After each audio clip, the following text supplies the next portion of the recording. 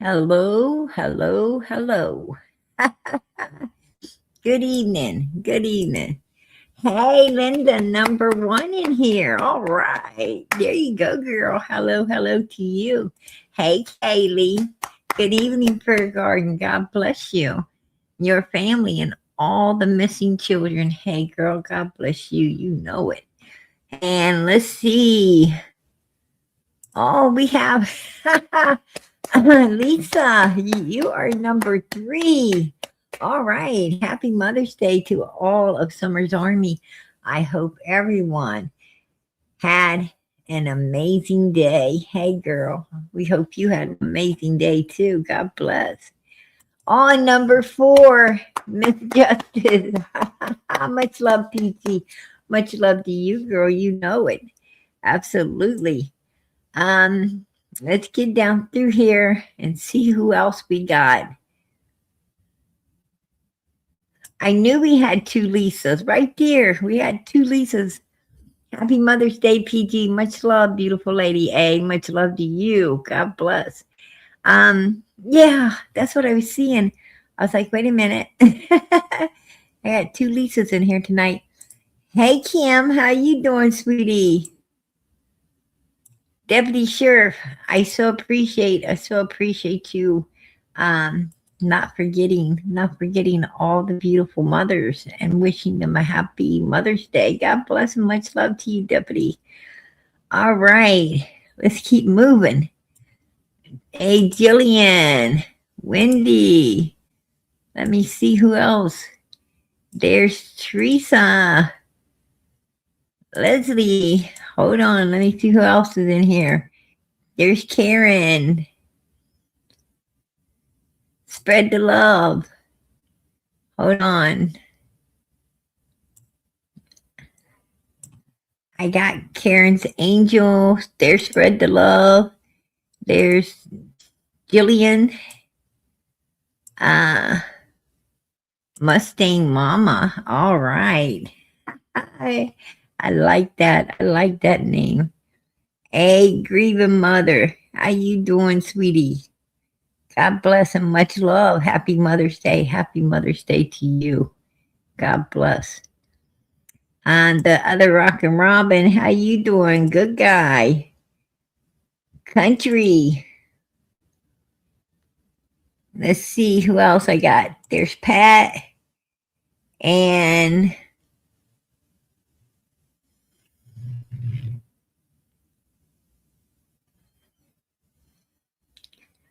all right. I think I'm down there. I think I'm all the way to the bottom.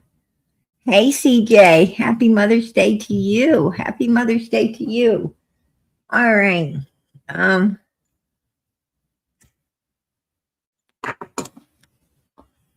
Hey Georgia Wild Child, how you doing? I made it, y'all. Good to see you. Good to see you.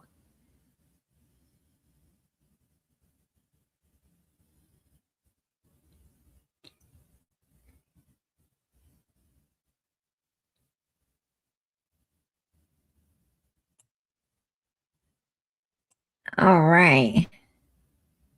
I'm just trying to check. I didn't know if Hey C. Good evening, everyone. Happy Mother's Day to all the mothers out there, stepmoms, or any maternal figures. Much love to you all. PG, hope you've been having a wonderful day. Hey, girl. Absolutely. Absolutely. Every day's a good day, right? Hey, Minnie Pearl. There you are. Hello, everyone. Happy Mother's Day. Chris, I knew I forgot somebody. I always know I forget somebody. Oh, I appreciate that, Miss Justice. Man, I got the most beautiful mods in the world, right? We have beautiful mods in here. Um, Welcome all. Please remember to hit that thumbs up, subscribe, share, hit the bell. Absolutely, for all notifications. Hey, you don't want to miss it when it's on here. All right. There we go, country girl. I appreciate that member for 33 months. Happy Mother's Day to everyone. Hey, girl, happy Mother's Day to you. God bless. Hey, Crystal. Yeah.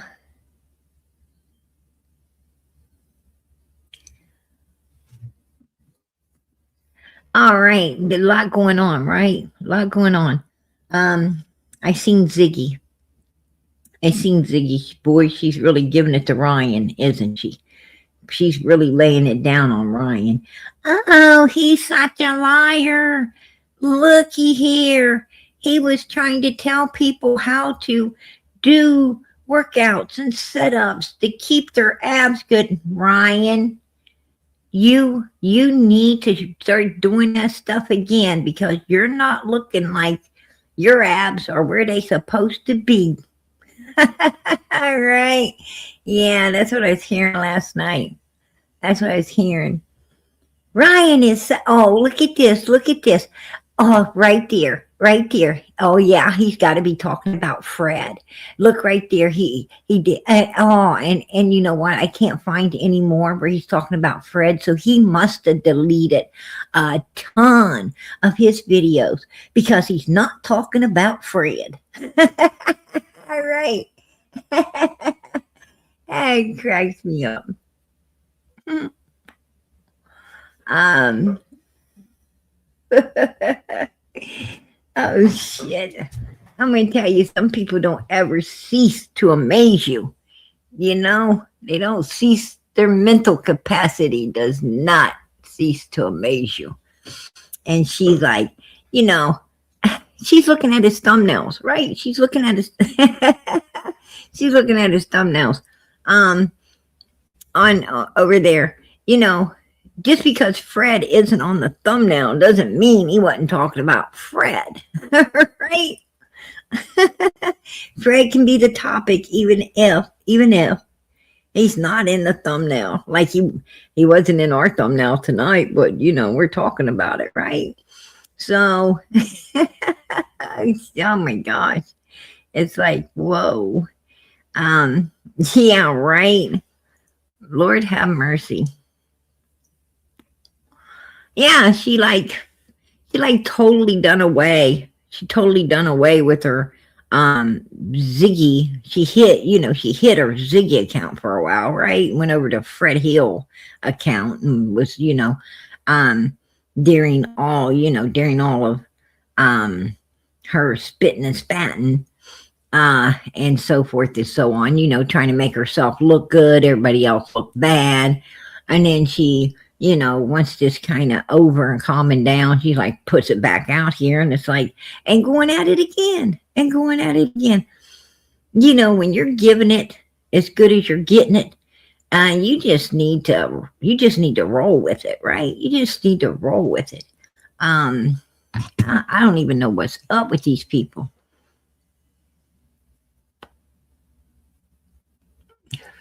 Exactly, Crystal. Absolutely. And I'm going to tell you something. I agree with that. You know, Ryan tried to he tried to ride in, at the end of everything, right? Like he was like freaking 3 to 4 years too late, right? You can't ride in 3 to 4 years down the road and act like you've been there from day one. And, he's just like, uh, at first, he was actually Ryan and Andy have been friends for a long time. Andy's dad worked with Ryan's family, and and they knew each other. And I think Andy's the one that turned Ryan on to true crime, Summers case. You and your old lady go hiking anyway, and all of this stuff, and your little fitness trash ain't working out, right? You're getting like 2 views. So maybe you want to try this, and and then you can do all your hiking and all the weird stuff you and her do, and go out looking for night crawlers. I don't freaking know, but you could do all the weird stuff you do, and like he said, he's going to Florida to find summer. His ass was going to fucking Disney World with his family to have a damn good time, and use Summer's name to try to get, gas money and hotel money and probably the money to eat off of and to get in and out of Disney, um, you know, on the back of, of his chat, right off the back of his chat, and and then he started talking about how he needs all this different equipment, this expensive equipment, and all this stuff, and you know, um, and his old lady takes it up there. I guess people did donate. I guess they did donate for him to, to get a camera on a stick, and she went up there and swished it all around. She was up there like, they were stirring the witch's pot with a big old spoon, splashing it everywhere like, oh, I think I see something down in here. What could it be? And the next thing you know, it was a freaking green glowing radiation flying turd flopping out and, chasing everybody around and done a U-turn, and thank goodness it fell back down in the pot. But my gosh, what the hell are you people doing up there? Right? That was insane. It was hard to watch. It was hard to watch. I don't even know. I mean, they're afraid to go up in the loft. They're afraid to go up in the loft. Look pretty fucking studdy to me. But they're afraid to climb up there and crawl across the loft and look into a box that's sitting over there in a corner looking like it, like something with a nose on it. And I mean, I don't know what it was, but looked like it had a nose on it. And they're afraid to crawl across there and take a damn look, see what the hell's in that box. But they'll go out there and take a camera on a stick and start going mayhem, like it's a mother freaking blender. They're out there acting like it's a freaking, big ass blender mixer, swooshing that stuff around. It was going everywhere. I was like, whoa. I wouldn't have done that with a hazmat suit, right? Right? I wouldn't have did it with a hazmat suit. But they was up there barehanded and,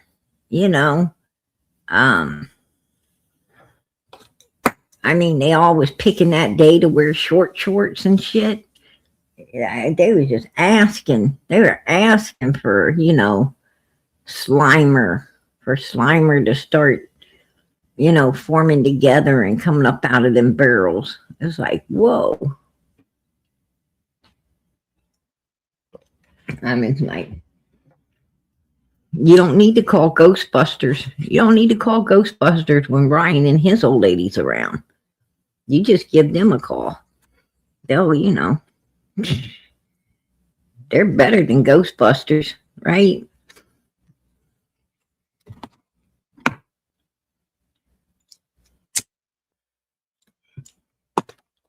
They don't have to get suited up and get on their gloves and their, their ghost busting backpacks. They just jump out of bed, grab their mother freaking wizard wands and go flying off and, whipping it out here, whipping it out there. Like, what's in those bushes? I don't know. Let me see. Put the camera wand in there. Mix it all around. Nothing. Absolutely nothing. Oh, then we're good. Yeah. That's what they do. And that's what they found since day one. A big fucking nothing. Right? And then remember he went and split up the Rock family? Remember he called law enforcement out because he thought a rock looked like a face, and he got law enforcement out there, and they pulled all the rocks out, and it was a big old rock that looked like it had a face with this little baby rocks around it. And now the family split apart. He's out there breaking rock families up in the fucking creek. I'm like, whoa. That was one hell of a waste of taxpayers' money, right? That was one hell of a waste of taxpayers' money. Oh yeah, Mr. Law Enforcement, ring, ring, ring. Law enforcement. Yeah, Mr. Law Enforcement, could you please come out and look in this creek? Because I'm pretty sure I see a face. I'm pretty sure I see a face. Hurry. Don't be late. Bring lots of people with you. This is going to be a real job. Where's it at? Where's it at? Right there. You see it? Look at it move. Where at? Where at? Oh, right there. You dummy. That's your damn face. That's your damn reflection. What the hell you calling us for? Can't you tell that's your own damn face in the water? Oh, I guess it is. It was my face. Sorry for having you guys come out and run around like this. Oh my gosh. That's the shit going on, right? It's like, whoa. Unbelievable. But you know, it's entertainment. It's entertainment, right? I can't believe that I would love for them to do cheaper entertainment so our taxes don't go up, right? Another phone call like that, we're going to be paying higher taxes. It's going to be ring, ring, ring. Ronnie Lawson, what's up? Why are we paying higher taxes? Because Ryan Finds Truth keeps on calling us out and to get rock families and split them up. So what the hell are we supposed to do? We can't do that shit for free. Somebody's got to pay for it. Why me? Why me, Ronnie? Because Ryan ain't got no money. Right? Ryan ain't got no money. That's why he's calling us out. So he can film us on YouTube. He's trying to make money. Right? Yeah. That's some funny stuff, you guys. I love it. Right? That is absolutely hilarious. Hey, Teddy, how you doing tonight?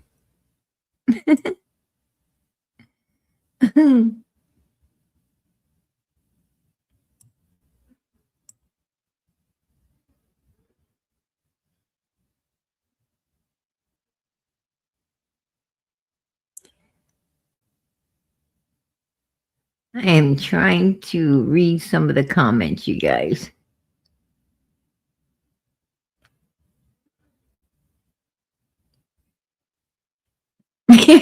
Right?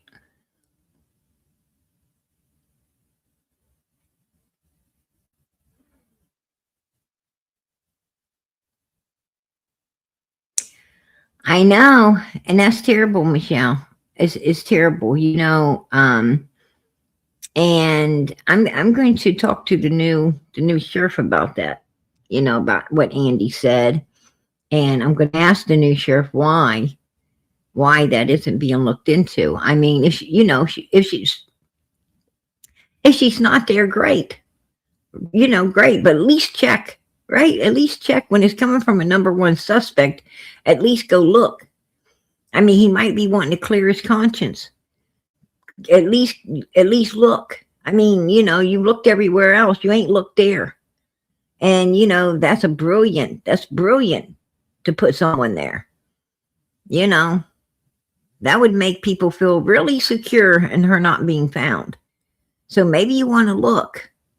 And if she's not there, oh, well, at least you could say she isn't. But if she is, you solved the case. right? Hey, Jenny, how you doing tonight, sweetie? Good to see you. Good to see you, girlfriend. Cool gamer, good to see you.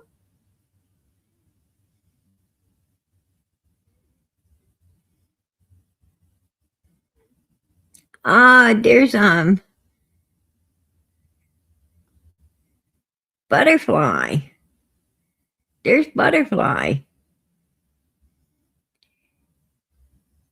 Hey, ain't that the butterfly that Candace? Are you the butterfly that Candace and them was accusing of being my shadow person? Are you it? West Virginia butterfly?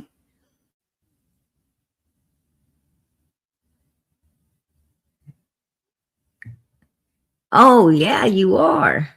You are, yes. Wow. Yeah. They were accusing you of being my shadow person. Um, and I'm just thinking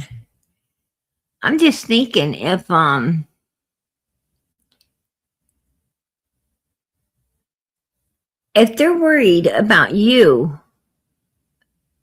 being my shadow person, then what all do you know? What all do you know about Candace and Don Wells? You obviously know a lot, or at least they say you or think you do, right? Um, they thought you were the shadow person. I know, and I was in the hospital. Um, well, I'm sorry to hear that. I'm sorry to hear that you was in the hospital. Um, absolutely. But you must know a lot. I sure hope your health gets better. Prayers to you, girl. Your daughter was really worried about you. Absolutely. Yeah. Yeah. Um, yeah, your daughter actually came out and came out here to defend you early on. Um, would you like to come up? Would you like to come up here? I mean, I just think I just think that I just think that I just like to ask you some questions. I mean, it's your choice, but I sure would like to ask you some questions. I was never Candace's girlfriend. Um,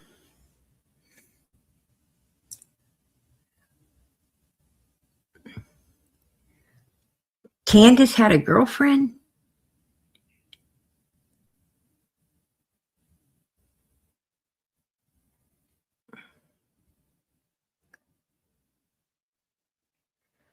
Who was her girlfriend? Who was her girlfriend? They said you were her girlfriend?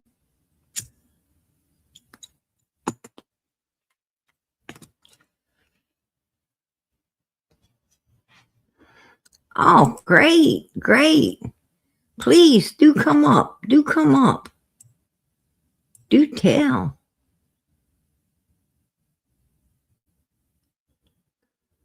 Hey, does anybody know about the girlfriend? Does anybody know about the girlfriend? Who's Candace's girlfriend? Oh, Candace says she was her girlfriend. And Noelle. Oh, okay. Okay.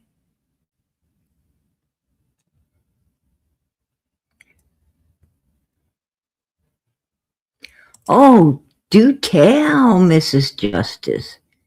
Do tell. Whoa, everybody's hearing that.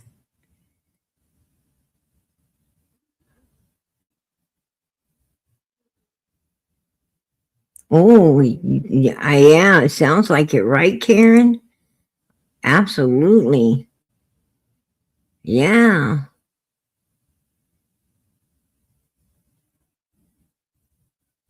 Oh. Oh, yeah. Okay. Okay. Well, I think she's coming up. She said she's coming up. I'm waiting. I'm waiting. So Candace said that beautiful West Virginia butterfly. Um, Candace was saying that West Virginia butterfly was her girlfriend, and when she left on, she was supposed to. She's supposed to left on for the girlfriend for West Virginia butterfly.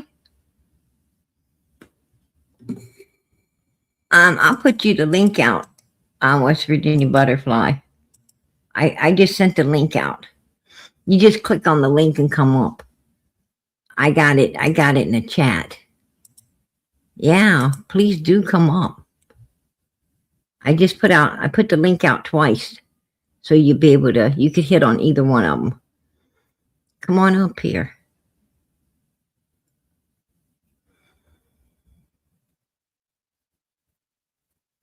Oh, wow.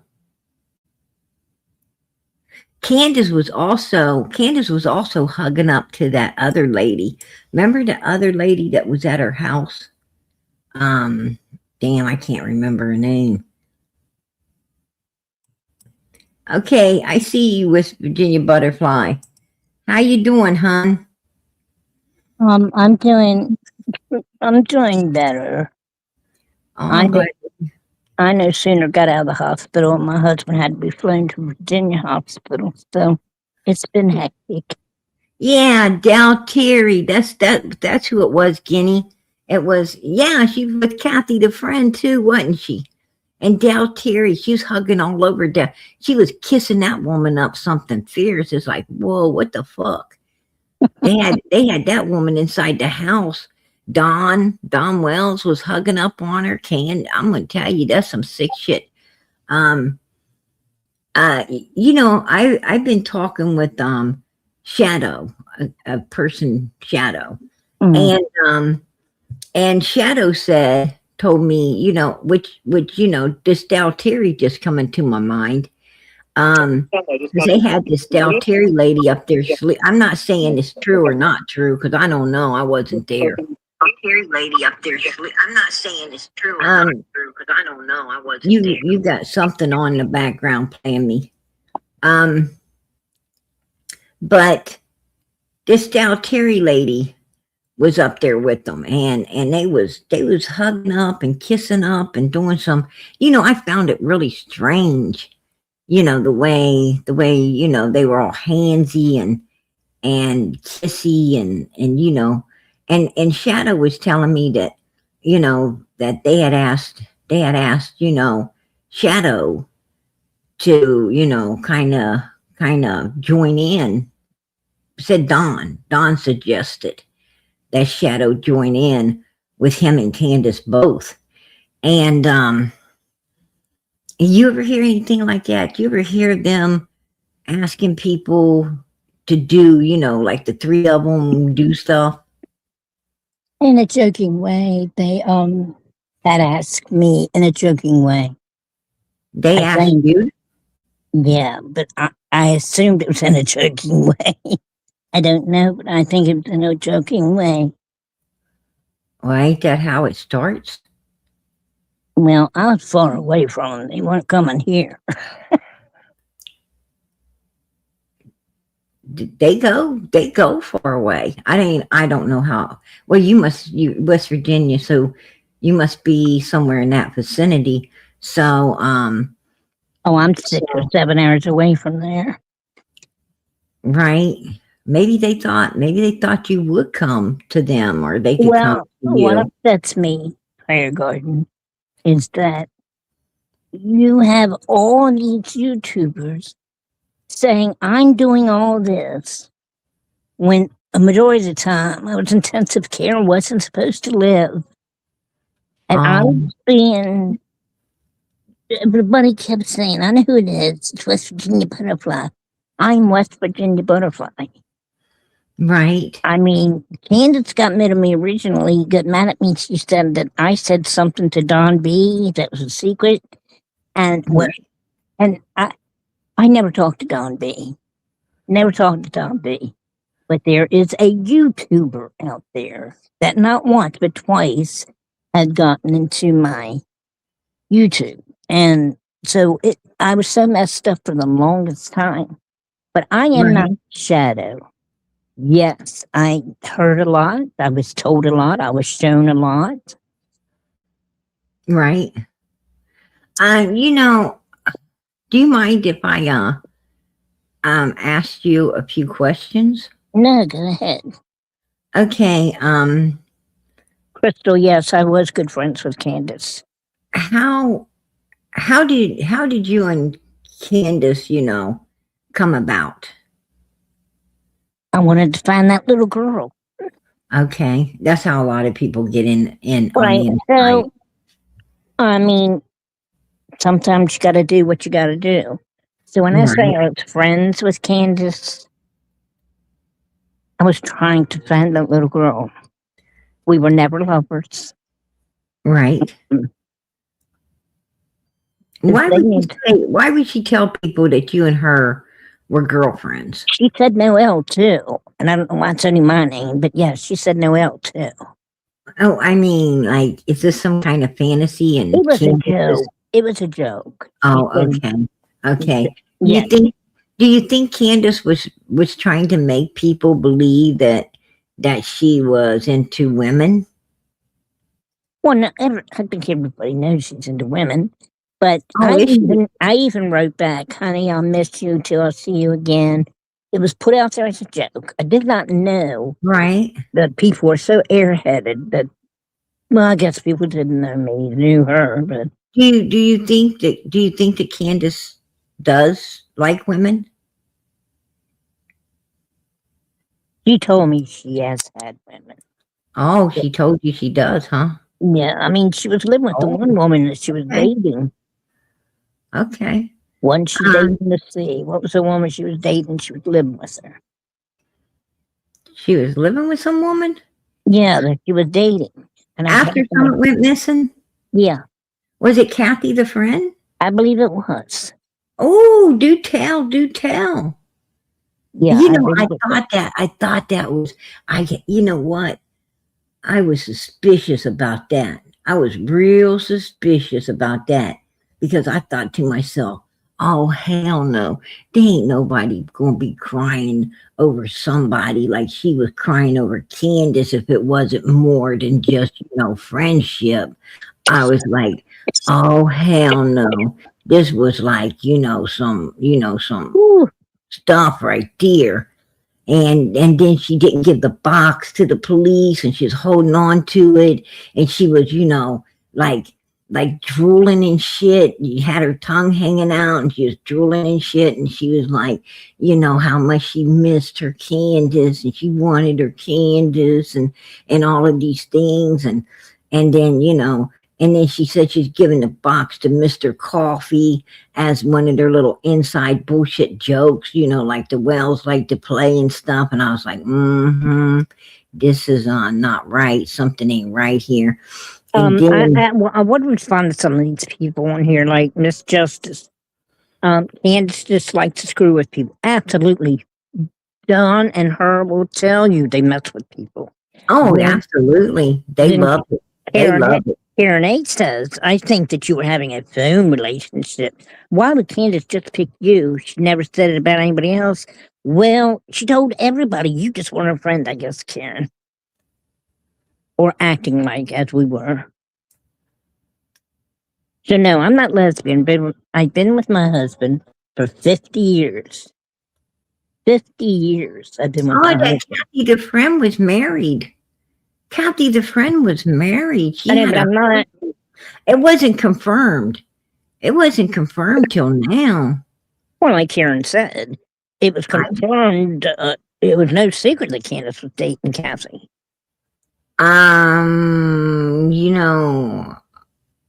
didn't know that. I mean, I suspected it, but I wasn't, until you just told me that Candace told you she was. The only phone Yeah. relationship. Now they asked me to come there and stay several times. Oh, damn. They asked you come to their house too?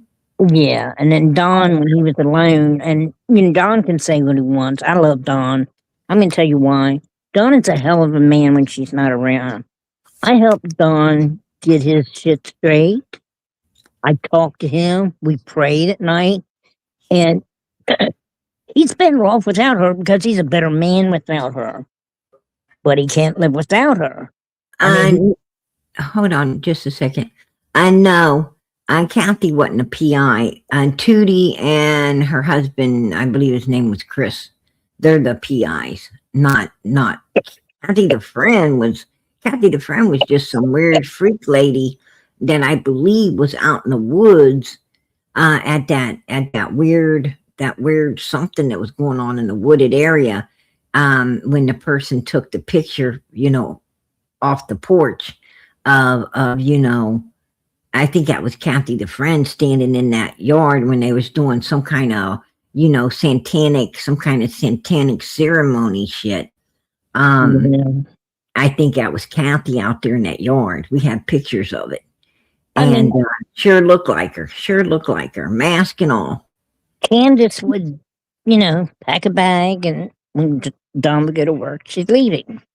I mean, this happened over the 5 years. I can't tell you how many times. Oh yeah, I knew she was with Dee Dee and them. Yeah. She was just trying to say she was with West Virginia Butterfly to get people. That's bullshit. Come on. You know what? That's true, Woofy. Absolutely. That's true. That's true. It is You know very what? true if you want to know the truth. And there's a lot I could say about that, but Hmm. I was talking, I was on the phone with Candace when Dee Dee died. You was on the phone with her? Mm-hmm. I'll say within seconds. And she said her phone didn't quit ringing. So somewhere in there, I was on the phone right after she died. Because I'm not the only person. Everybody thinks we were phone friends. How many people you think because Candace Shadow was talking to her too. Shadow was talking to her. I don't know who Shadow is, honey. I really don't. Was she out on a porch when she was talking to you? Was she outside on a porch when she was talking to you? Because Shadow told me that that they talked to Candace that particular day, and Candace was just sitting outside waiting. Said that Dee Dee was unalived in the house, and they said, "Ain't you calling 911? Ain't you doing something?" And she's like, "No, I'm waiting for Fred to come home." I was like, "What?" No, when I was talking to her, is that true? When I was talking to her, she's up walking around, and she said that she had been on the phone calling on. I don't know how many of you noticed, but everywhere she goes, someone dies. Right? That's true. That's true. Very true. Uh-huh. No doubt. No doubt. But for her to accuse me of saying something I didn't, that's when she messed up the relationship. Do you know? Listen, I want to ask you a question. And she was inside of an old man's house. This old man was like, couldn't get, he was sitting in a chair watching TV. He's really old, like, super old. And she was inside this old man's house, and she actually went in the room, and you were able to see the old man on the telephone. You could see the TV, and he was sitting in a chair watching television. I don't know what the hell she was doing in his house. and she went back. She went back out of the view of this old man and the TV set, and she had told the person on the phone, the old effers, hard hearing, and some stuff like that. And do you know who that old man was? No, unless it was Dee Dee's husband. No, it wasn't Dee Dee's husband. This was it was a log cabin. It was a log cabin. Inside the place looked like a log cabin. And the man looked like he's probably like super, super old. It's probably just somebody she went and took what she could get. I mean, I never repeated anything that woman ever said to me. I never. Now, do you think Candace is capable? Do you think Don and Candace is capable of possibly just walking in to a stranger's house and showing, showing stuff on their phone before they hang up and do something evil? I don't know how to answer that. I mean, excuse me. Things were shown to me like I wasn't the only one they showed stuff to, though. Right. Like, I can't remember if it was Noelle or her showed me papers where they had molested the boys. So you got to see the CPS papers as well from DHS. She had, yeah, I can't remember if it was again Noelle or Candace that showed them to me, and then Noelle told me that she had a way of fixing it so that they wouldn't have to go to court. Right. That she fixed that. So, I mean, I do have things where, Noelle was talking about how she knows that Wells molested the kids, but yet she wants to be her best friend. I didn't want to be her best friend. She had too many best friends. And like I said, Don, like, sometimes he'd call me 50 times a day. And, excuse me, I'm on a respirator, and when I get off of it, it's like I can't really talk. I went blank. Help me, sissy. I wasn't the only one. I couldn't have been the only one she showed it to, because every time I talked to her, I've been on a set with this one and this one and this one and this one, and so she's not just telling it to me. In fact, she got to a point like she was totally talking to me. And I, out of respect, would say, would you mind if I talk to Dawn and keep him in prayer? I wanted to keep him straight. And when she was gone for so long and I was trying to get him back together, the very first night she came home, he was drunk. And I hated it because he does so well without. But when he's drunk and alone, he told me one night, oh God, we were FaceTiming, I'm going to come to West Virginia, tell your husband, and I'm going to pick you up and take you with me. And I said, you're going to sit and slide him. I didn't like it when he got like that. He said he's going to come and get you? Yeah. Oh my gosh. And when you talk to Don, did he ever talk about the boys? Did he talk about Summer? Did he say anything? Like, how do you think Candace felt about Summer? Oh, she didn't want her.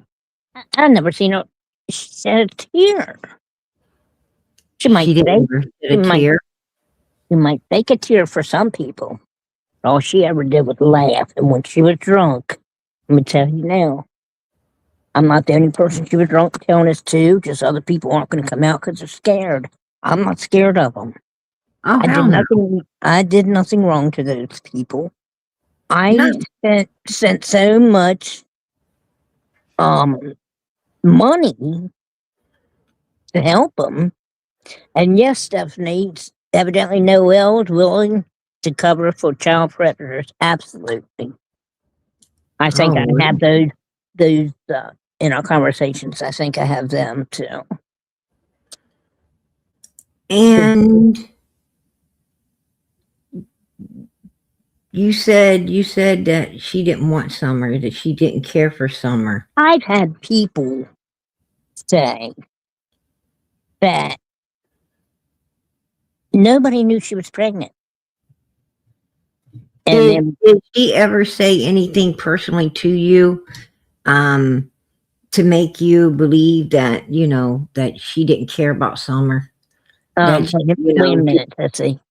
Brat, I'm gonna tell you where I live and the arsenal I have, they'd never make it through the woods to my house. They would never make it you from go, my girl. house. They would not make it through the woods to my house because Amen. there's so many things that surrounds my 8 acres that one way or another you're gonna get hurt. Amen. That's I'm not right. You got scared every of right these to people protect yourself. just because they did owe people money. I mean, Dawn told me that herself to owed a bunch of money. Now, Candace, when she's drunk, she'd tell me everything. She told me that the day that this happened, it wasn't supposed to be that day. It's like she had gotten a call and said, "Oh no, you got to change the date. It's got to be today." Now, Oh, really? Don told me that he left the house around 7:30 and they were all asleep. But Hmm. yeah, they were at the doctor's office at 8. Right. Something's wrong there. That don't make no sense, does it? Now, I know that the tree trimmers was up there early that morning. Mm-hmm. And the tree trimmers, from what the tree trimmers said, that they saw, supposedly, a couple of them said that they had seen Dom Wells pack Summer out and actually put Summer in Candace's vehicle or Grandis's vehicle. And then after that, he left. And But they said that, and then I guess they told law enforcement yeah, but that the guy that worked for him that he fired, he was Dudley, Dudley. He was there to get his check that day, and he saw Dawn carrying her out with bags and stuff.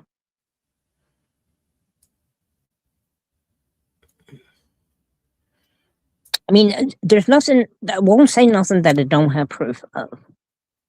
And as right? well as Noel was no.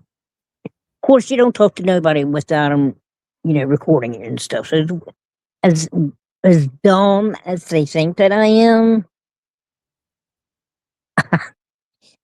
I wasn't dumb. I played my role. I had been in touch with TBI. Um, that day she came up missing wasn't the day it was supposed to happen, and that was told to me by Candace. She said it wasn't supposed to happen that day. That day, Okay. but something came up, That it had and to be that day. it had to be that day. Right. Yeah. And I believe that was the grave. I believe that was the grave over there being dug. And because they was getting ready to put in the vault, and they needed to get her down in there before the vault went in, I because mean, they had the funeral on the 18th. And, so they would have dug the grave on the 15th. They'd have been sliding the vault in that night of the 16th, and everything would have been ready and prepared on the 17th, so the family could look it over before the morning of the 18th when they buried the man.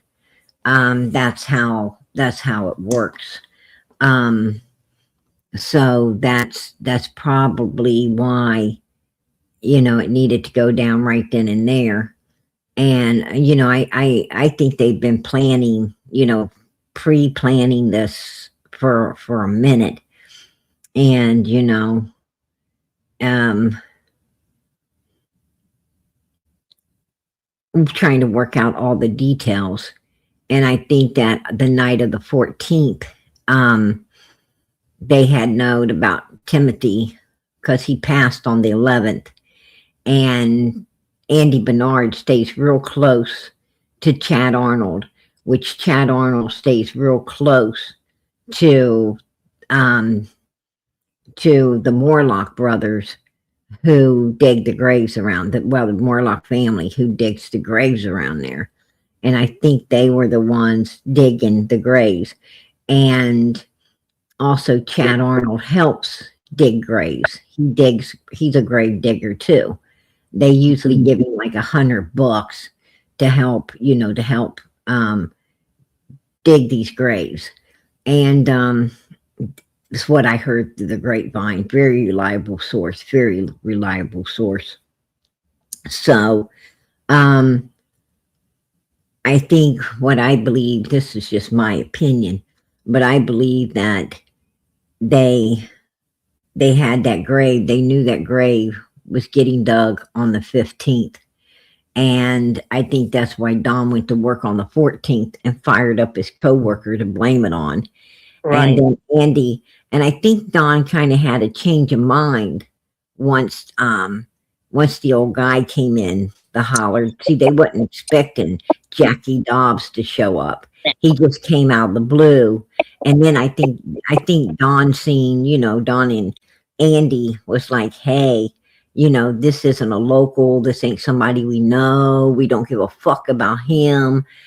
Some old weirdo with a dog, and they, said, we told him some hotels he could go to. So let's go looking for him. And if we find him, we could throw one of Summer's shoes or one of her tops. We could, something that belongs to her, around the van, or if the door's open, we could put it in there. They had a plan to go find this man. And, you don't go looking for somebody unless you're going to, unless you got a plan behind it, right? Right. You don't go looking for someone unless, you got reason. And I think the reason, was to plant something in the area that, this old man was in order to frame him for, what was about to go down on the 15th with Summer. I think they was going to frame and blame him instead of Dudley, but they couldn't find him. They couldn't find him anywhere because he didn't go to none of the hotels they suggested, and he didn't park on any of the side roads to camp out. He went to a totally different place, and thank God he did, because I think he'd be sitting in prison now, an innocent man in jail for something he didn't even do. Hey, But I want to answer this. And Karina, if Candace told you all this, why wouldn't you have asked what came up that had to be that day and what was supposed to happen another day? And I didn't ask her right off the hook, because I'm trying to get in. I'm trying to find this little girl. So if I start asking too deep questions, that's going to throw me off, them off. Exactly. I mean, I still have people I'm reading that just think I'm lying, or it's going to lead them to believe exactly what they want to believe, and that's that you're just trying to get information to give law enforcement or to tell, and then they're going, it's going to shut you down. It's going to shut their mouths and your ears because you ain't going to be hearing anything after that. Don and Candace are very, very, on guard with people. And if you you know, like Candace said about Allie and Cam and Allie. She said those two mother effers brought their asses up here when Don went to jail and sat inside my house and was asking personal questions like they was going to get information out of me since Donnie was, not in the picture, like they were bold and come here, having the audacity to think I'm stupid enough to, start answering their questions, from 1 to 10, all about, June the 15th and about my daughter and about all the stuff. And she said, I told him, get up and get the fuck out of my house. Don't come back.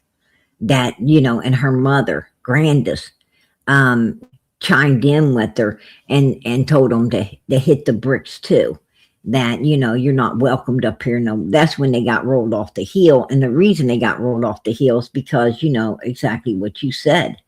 They started to ask those, those hard questions and Candace, is like, oh, you're not our effing friend. You just want fucking information. Get the fuck out of here. And that's what they do. So you're right. You couldn't, if you would have, if you would have started asking questions and prying, well, you would have been shut down. I do want to ask everybody, if they can help me out here. I no sooner got out of the hospital, my husband was flew to Virginia with perforated bowel again. We're mid-60s, he's 70. If y'all could just say a prayer for him too, I'd appreciate that. Right. Absolutely. Absolutely. But yeah, for the naysayers here, I don't know I don't know what you want from me. I don't go in and start, like, tell me now, and hitting the gavel and screaming, oh no, explain that. That's just not how I played it. I might not bring a conversation up again like a month later.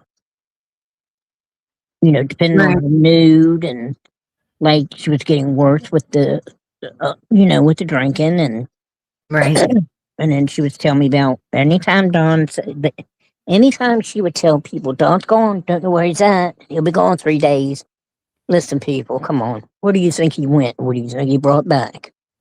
And then she admitted to me she was doing it too. Oh, do tell. So whatever type of illegal substances Don had, she would use. She ain't just on alcohol. She's on illegal substances as well. She was. She tried to play like she didn't do anything, but she did admit that to me. Well, we saw right on the live. One night, Don opened a live up, and he wasn't only, doing illegal substances to himself, but as soon as he was done, we all watched him, fix it again, and we watched him, lean over to distribute some of it to Candace, and that was right on the live. And actually, people were calling in and having, a healthcare check to be done on Candace because, she looked way, like she was completely gone, like 3 sheets in the damn wind, ready to go on out of the world. And, and he had, we pretty much seen that, yeah, he was given to her, just like Fred Hill. Fred Hill was given to Laura, and Don Wells was given to Candace, How you let people do that to you, I don't know. I don't know, but they were definitely, we seen it with our own eyes. We know that stuff was going on. And just imagine these children in the house seeing this stuff going, because, if we saw it, those kids saw it. And, and actually they were number one suspects in their own daughter's disappearance. They were, in trouble for the, But they did not. DCS stuff. They did not. And They never cried to me about her, though. I cried. We'd be face to face, and I'd be bawling my eyes out. Like the very first night it happened, she didn't talk to the cops. She was in the house drunk with her hat turned sideways, talking to Allie on the phone. right, absolutely. I mean, it just doesn't make sense. And right then after that, the people that are, I mean, the people that have said they're pedos, they had, things with their kids. I mean, this was White Boy said it. This was Benny. I love Benny though, but he can be mean to me sometimes. You know, Karen said, Miss West Virginia, when you were talking to Don and he was doing good, and you said you enjoyed talking to him, did he ever seem like he was aware of what happened to Summer or not? at times, I believe, yes. We were standing. He was standing outside of his house, and he was standing under the porch light, and we were talking about it, and I said, Don, I mean, you all got on YouTube and destroyed your daughter's name. And I said, my heart breaks for her, and I broke down crying. Right. And wait a minute. No, take a minute. I understand, girl. I understand. And I said, Don, I want to ask you something. I said, did somebody in your family got her, Don? Please tell me. He said, well, I guess that could be a possibility. Then I asked him, what did you mean when you said, I saw Summer. She's a little taller, her hair's longer, and she's beautiful. Mm-hmm. He said, I don't remember saying. I said, yes, you did. You said it publicly.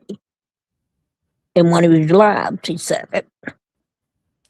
And there I stood, tears running down my face for a little girl who went through hell. And I'm that little girl. I know what she went through. I'm that little girl. And Right. it kills me. It kills me because I know what she went through. And I dream of that girl. I try to talk to her. I keep just hearing her say, why, Mommy, why? And I hear that in my head all the time. Why, Mommy, why? Wow. And I never got a tear. I never got a tear out of their eyes. Never. Anything Candace would say, oh, she's better off. She's better off. Don did admit to me that he would stay on the job because CPS would always come. He wasn't supposed to be there. Why did he ever say why he wasn't supposed to be there? No, he did. I don't know why, really. I don't know if it's because she was getting welfare and he couldn't be there, or Right. I don't know. I mean, I probably could go through all my texts and messages and stuff and find what was said, but for everybody who thinks I was really good friends with them, I cared about parents that I thought cared about their missing daughter. Right. I know she was dating a guy, and while they were searching, she was supposed to be with a guy somewhere else. I'm sorry, you all. I get emotional because, like I said, I was that little girl. I survived it. I really never survived it because it emotionally messed me up. But the thought of what that little girl went through, come on, you all. You know the horrible thing. The horrible thing that they did to that little girl. And they expect me to, you think I was their friend for real? Oh my God, you don't know how it eats at me, the things I know and the things they told me, and how they just did not care.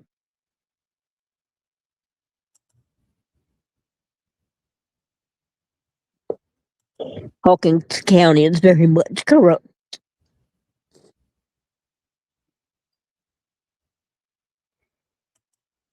West Virginia Butterfly, was you the one up there beside Candace in a picture? I don't know what picture you're talking about. I don't know.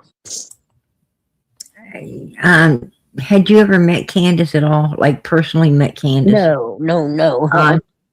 Then she can't be the one in a picture because she didn't ever meet Candace personally. So she don't know Don and Candace personally. No. She hasn't ever. They wanted me to move there. They wanted you to move to that hellhole? Yeah. And when Candace said to me, she said, I'm blanking. No, I was never there to be in a picture with her with sunglasses. No, Jean, she didn't loan money to him. She gave money No, to I him. gave. I didn't loan. I gave. She gave They need their phones turned on. I turned a the lot phones of on. money to him. I did. A lot of money to him. I did. I gave him a lot of money. And I would ask Dawn, Dawn, when she was going, do you need anything? You got food and stuff? No. Dawn wasn't. He'd say, man, how much I appreciate it. But, old Candace would get her boyfriend, who was that boy? Oh, God. Fred? No, it was a young boy. He was on YouTube and he beat his girlfriend up and had to go to jail. I can't think of its name. Well, she had him message me and see if I could give him $300 because it was cold out. Candace had a young boyfriend. Yeah, he was living in a tent. On YouTube, living in a tent? Yeah, had his own That got a hold of you. Can you go back and find out what his name was for us? I can't right this minute, but I can't. No. I will. Yeah. But he's the one who had the long hair. Was it Rap? Yes. Oh, so she had Rap call you. Yeah. And ask if you could give them $300 to get their phones back on. No. No? Because it was cold. And they wanted a hotel room. And I laughed and said, absolutely not. But yeah, Dawn showed up at Rap's tent. He was living in a tent by a pavilion. So he'd stay in the tent at night and go to the pavilion during the day and pick his guitar and stuff. And, yeah, she was going and seeing him. So Don showed up there one day. And he took him a Bible. And Matt is his name. Rap's name's Matt. And he said to me, he shows up, hands me the stupid Bible. He don't even know me. And said, then he left. And Don told me, he said, I wanted to see what he was all about. So I did. I said, here's the Bible, boy, read it. He said, then he smoked a blunt, smoked a couple blunts, and then he left. Whose smoke was it? Rap's or Don's? Who's what? Whose smoke was it? Was it Rap? Don's. Don supplied the smoke? Yeah, because Noel told me that they plant their Don took this Rap a Bible and then turned him on to illegal substances inside the teepee. So Don went in and pulled out the peace pipe and had a peaceful transaction. Yeah, but he said, with this guy, Rap was making fun of Don after he was gone, and then Don said, "A boy needs to grow up, learn some man stuff or something." I don't know, but Yeah, that's another one she was saying. Oh yeah, on the breaks. I agree. You know, just a swinging, right? They just a swinging. Yeah, And that's then one time she was with her I'm sorry, y'all, I'm just emotional tonight. One time she was with her other boyfriend and they were all going camping and fishing. And she introduced him to me, and I can't think of his name to save my soul. But he wasn't a bad looking guy. They were just all drunk and stuff. right. So, like, do you think that? I mean, how do you view Dawn and Candace? I mean, do you feel like, you know, Dawn doesn't care who she swings with and she doesn't care who he swings with? I mean, that's you know, Sort of, that's what sort I of, I, feel. sort of, I feel that way. And when, she'd come home for a few weeks, like when she left to go to Dee Dee's house, she told me on, I believe it was like on a Friday, she said, we got this plan. I think it was a Tuesday or Wednesday morning when Dawn leaves to work. She's going to be hiding and she's going to come get me. And I'm leaving him again. And she did. And I did ask her about living with a man, another man. And she said, it don't matter if she can do what she wants. But she would string Dawn along. Dawn would say, just don't bother me then or whatever. And then she'd call, I love you, Dawn, and stuff. She'd say, then come home. Oh no, I'm not coming home. No, I'm not coming home. But, and she was with Ernie. And I'm not going to name the YouTuber that she slept with, but it was at a hotel. Do you think that, you know, Candace has mentioned Hunter. Yes, she was sleeping with him. She told me oh, that. she told you that too? Yeah. That's what she told. That's what she told Jose as well. Right. Jose Well, said she practically brags about it. Was she bragging up to you as well? How she getting these young boys and doing I things would with tell them? Don though. I'd say, Don, what are you nuts? You let her do what she wants. He said, yeah, because then I wanted to come back to me. And I said, well, she's dating this guy, this guy, this guy, this guy.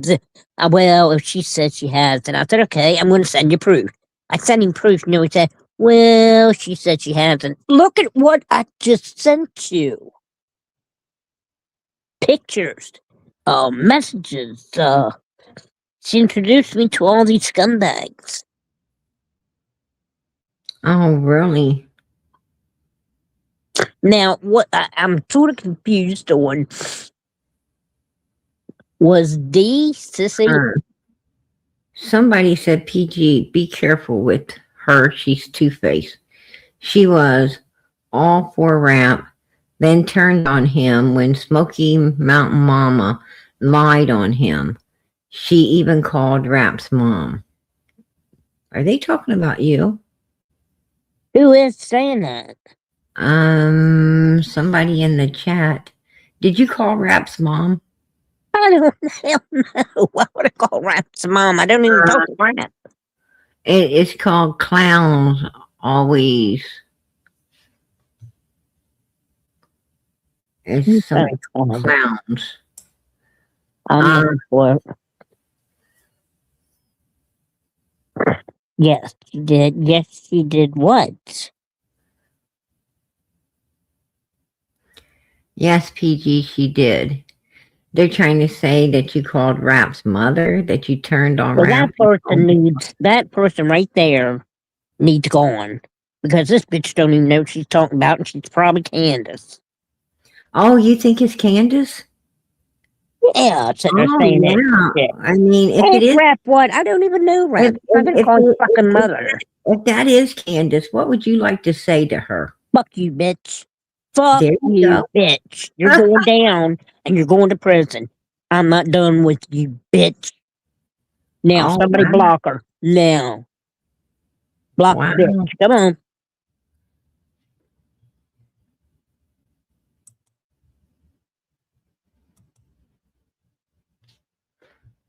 Wow. Okay.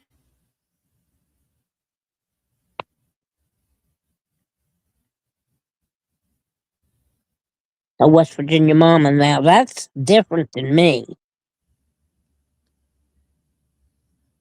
Oh, maybe they had it wrong. Maybe they had it wrong.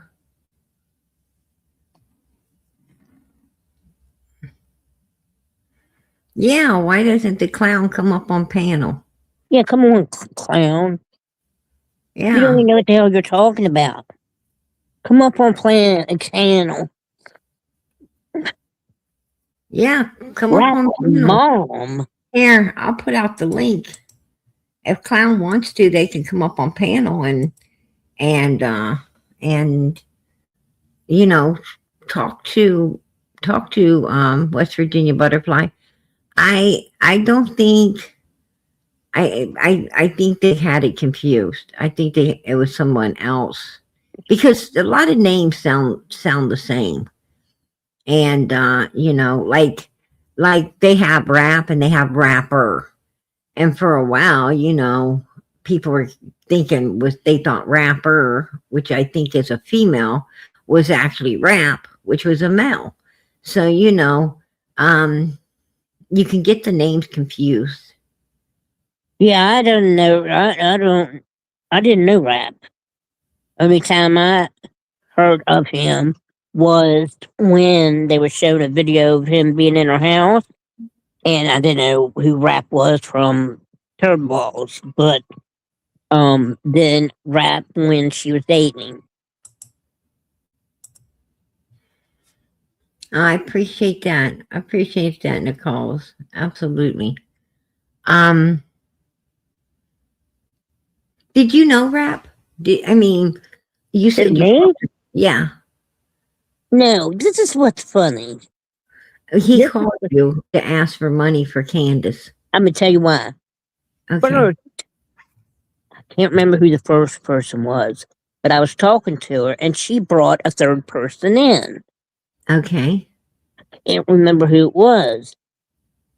Well, I didn't know, and I didn't like it, and I got off. Next thing I know, she calls me one day to bring the third party in, and it's rap. And Okay. he's telling me all about parasites in the world and all crazy, nutty stuff. I told her, got to go. So about a week later, she calls me, and she brings in Noelle. Right. And Noelle said, I can tell by the look on her face, you didn't tell her you were doing this. I said, no, she's doing this a lot. What's your deal, Candace? Just introduce you to my friends. Are these the same friends that you've given all this information to? Don't pull this shit on me. That's how Noelle and I got to talking. Mm-hmm. And then all of a sudden, after Noelle dogs Candace and everything, she stopped talking to me. And then Candace said, so White Boy didn't want to talk to me no more. White Boy knew nothing of me, but White Boy's the one that started it all because Don did tell White Boy, give it to him, tell him about Candace and everything. Then Don got mad. Right. Yeah. But Noelle was in there talking dog about her too. And then all of a sudden they weren't allowed to talk to me. They put Benny keys to get a hold of me. Okay.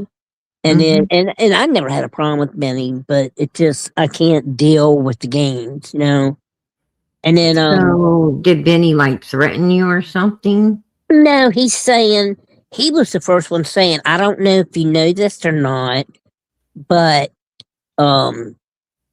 Prayer Gardens recording you. I said, what do you mean Prayer Gardens recording me?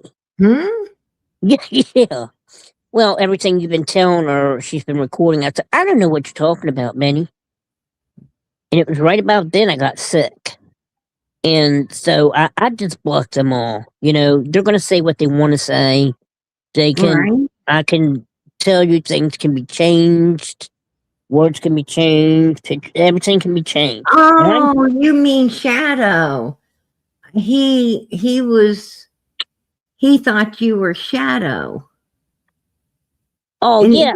I guess, yeah, yeah, yeah, yeah, yeah. yeah, okay, okay. I was like, what? I, okay, go on. Um, So like, um,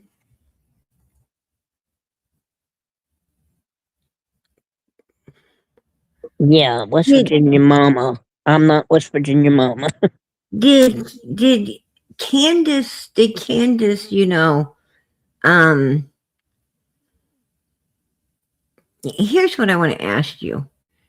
Do you believe that Candace and Don Wells are capable of, do you believe they are capable of premeditation, as in planning out something to happen to Summer to keep him from going to prison? Do you believe that they are capable of um, planning out a way to get rid of this child and to save their own backsides Absolutely. and then hide her away somewhere? Absolutely.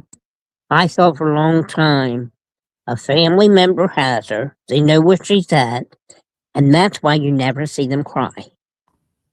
And then in the first interview, it always stayed in my mind when Candace said, if Vlad had been there, nothing would have happened around me, or something of that nature. Yeah. And that really got to me. And then Jose. So she was sleeping with Jose. Right. Well, Allie was trying. There's pictures of her on top of him in a bed or something. Right. And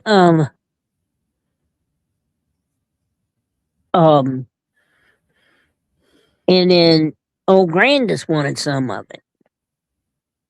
Right. Yeah. So and Jose was quite busy, right?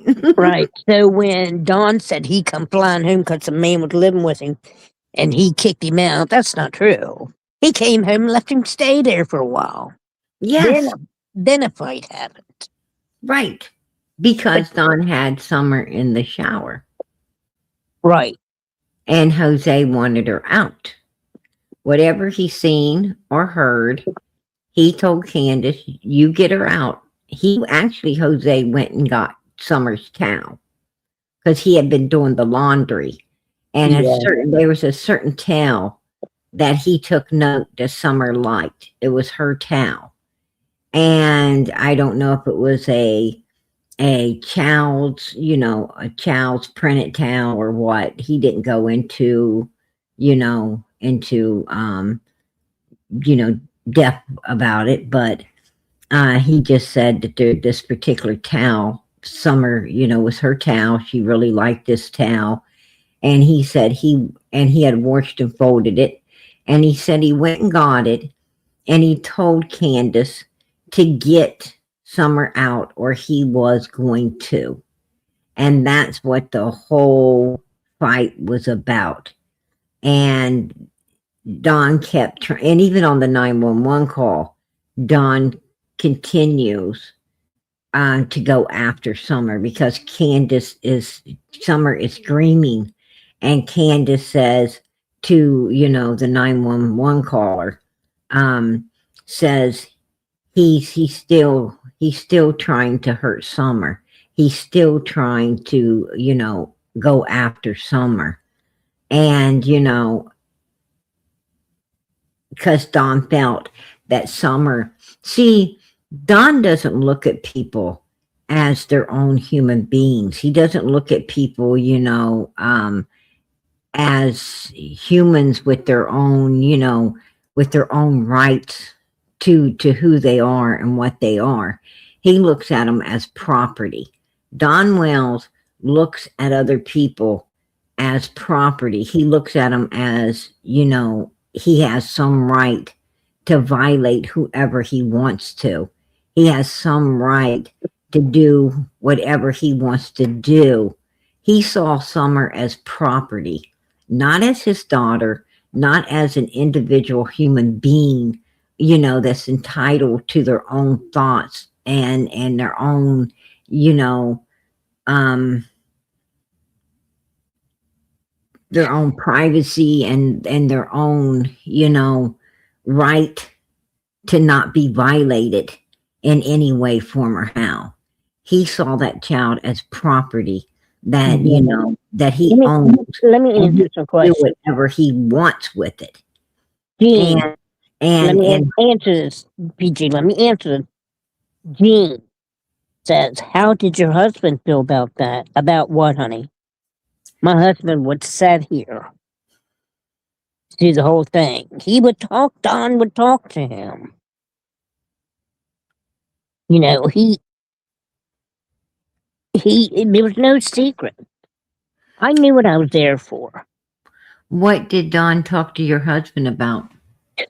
He'd say, hi, buddy. How you doing? You're good people.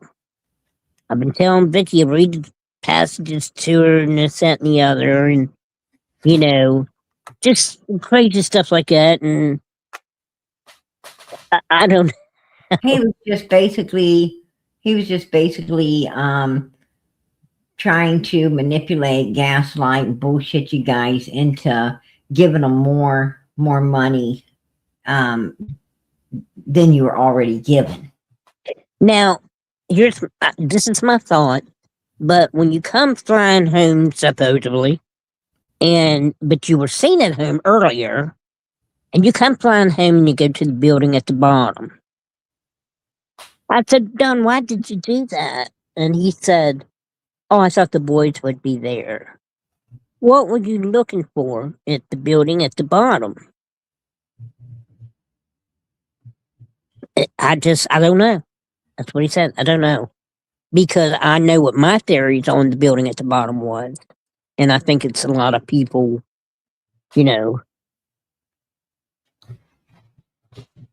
Don did not. Who do I think? I beat the mom. Who do I think's involved?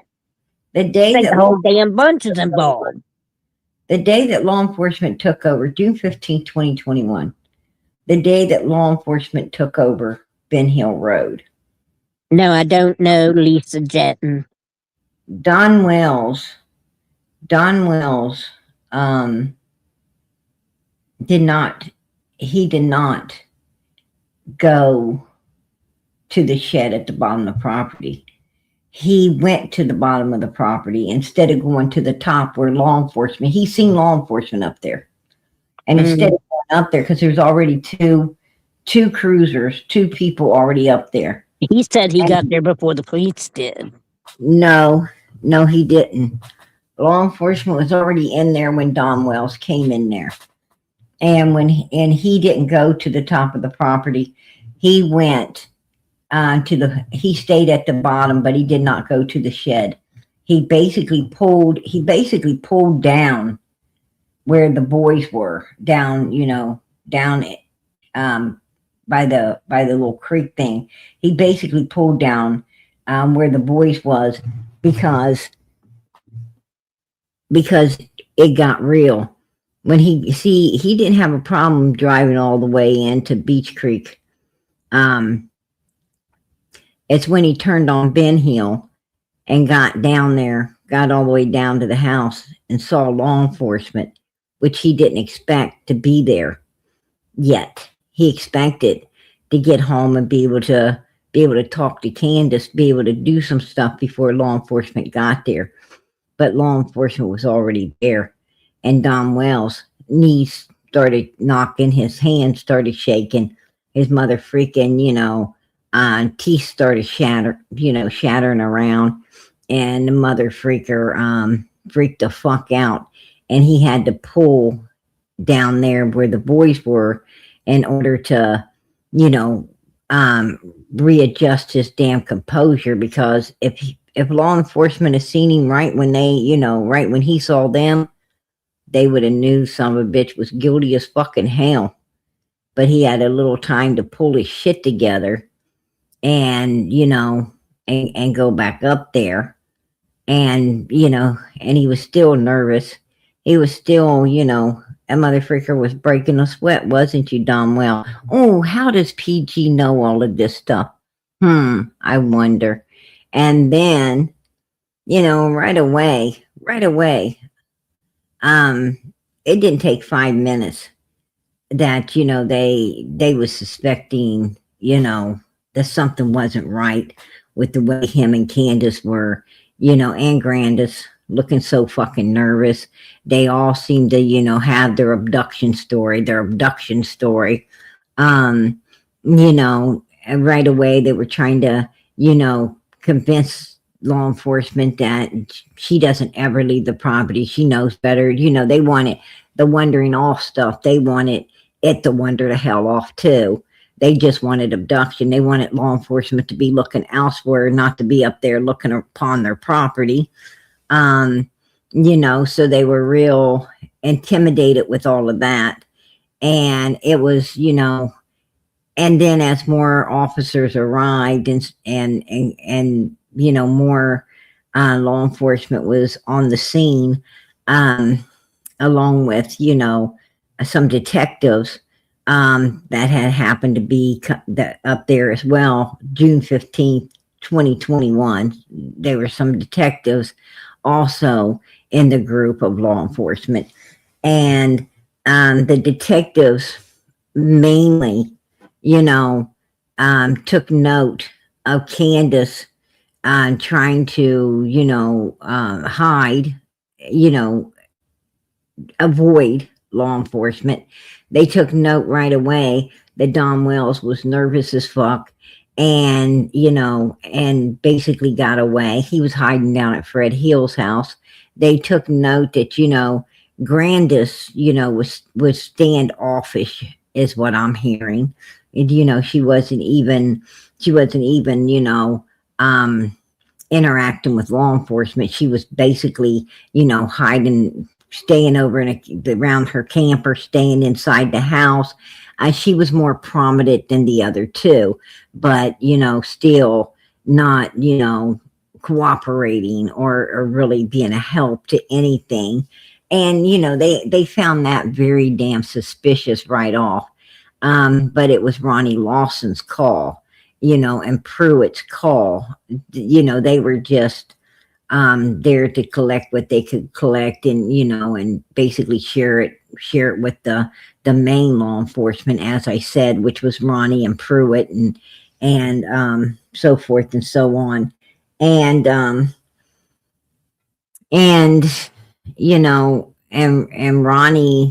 Ronnie just wanted to believe that, they were going to find the child or were going to find it, that he didn't want to, he didn't believe it was an abduction. He didn't want, Ronnie just didn't want to, like us. He didn't want to believe that any parents could do something like this to a 5-year-old child, He wanted to give people the benefit of the doubt, and that's where the whole case went south. That's when the whole case got fucked up. Because Ronnie wanted to believe, these people, it's a 5-year-old child. These people, don't understand 5-year-old kids can't be trusted. They go off. He was all into the wonder off theory type thing. And because he didn't want to believe that, Don Wells supposedly, a good worker and these guys supposedly going to church and, and all of this stuff. He didn't want to believe that, these are some fucked up essaying, illegal substance abusers, alcoholics, mean as fucking hell, evil as the day is long. He, by the time he figured all of that out, by the time, that all came on the table, the case was just, he done dropped the ball. It was all fucked. It was all fucked. When them YouTubers, when everyone was talking to Allie, her mom, her grandmom, and them, well, Allie lost custody of her kids. As Allie's mother lost custody of Allie and them. The grandmother lost custody of Allie's mother, and she lost custody of the kids she was taking care of because they all, CPS got them all, and there was SA going on there. It was all, it all stemmed from Ben Hill Road. As soon as Summer came up missing and the boys went into Child Protective Services, and the charges against Don and Candace from DCS, and probably Grandis too. You know, Grandis ain't showing no papers, but probably her too, in my opinion. And what I truly believe is the boys told, you know, about all the different kids that were up on the hill, and you know, and what they seen going on with other children as well as themselves. And yes, Marlena Crawford lost her little girl right after that. Allison lost her kids right after that. They went in and removed Allison's mother's children right after that. And, you know, all of these kids were affiliated with that hill. And there was other children and other families that have been taken as well, up there in Hawkins County, that, you know, have been mentioned being on the hill and things being done as well. So, you know, absolutely. And law enforcement knows that, you know, this is a group. It was a, you know, they know it all. Trust me, they know it all. And they should have been fucking prosecuting on, you know, on all of these charges and putting these sick bastards in prison for little Summer's sake. Because I don't think Summer is, you know, off having a picnic with any family. I think Summer is all stuck down in a deep, dark hole, waiting to be found. And, you know, after she got took into Warriors Park and stuck down in some deep, dark, cold water until, you know, she was no longer with us again. That's my opinion. I'm going to keep it. But I tell you this. I know I was praying for that little girl at a red light one day. I had got stopped at a red light and I was praying that God brings her home. And I'm going to tell you what, you know, the Bible says, if you're a child of God, you know the Lord's voice when you hear it. And I heard it clear as day. Say she's already home. And I'm going to tell you what, when you hear the Lord's voice tell you she's already home, it sets you back. And I was, you know, it put fear in me. And I was like, ooh, I got to redirect this, right? Because I heard it as plain as day, she's already home. So well, Don told me that the picture of him holding her in the kitchen, and he said he was crying. I didn't see the tears, but okay. He told other people he had a vision. Right. Better not let something happen to her. You better not let something happen to her. He already knew tomorrow was the day. Now, he told the same thing to Shadow. He told Shadow that he told Candace the very morning of the 15th, that morning, he told Candace that she better watch Summer and not let anything happen to Summer. Yeah, well, he said that. He made that public. And how could he, here's my thing, how in the hell could he tell Candace that morning that she better watch Summer and everything if they were asleep? He said that when he got up, he told law enforcement when he got up that and left, that Summer and he even said it on the news. Yeah. He said that they were still sleeping. He said Summer was, he said that he covered her up. And Candace and, you know, they were still sleeping when he left. So how could he tell Candace to keep an eye, make sure she watches Summer if they were all asleep. And that picture, he told Shadow that picture was taken the day before. Summer Yeah. went missing. That Yeah. picture wasn't taken the day before. That picture was taken exactly 18 days before Summer went missing. Matter of fact, Dudley, his co-worker, had rode with him that day, left his vehicle at the Wells and rode with Dawn to the work site and came back with Dawn from the work site Right. to pick up his vehicle. And that's the day that picture was taken. And Dudley said he witnessed Dawn Wells.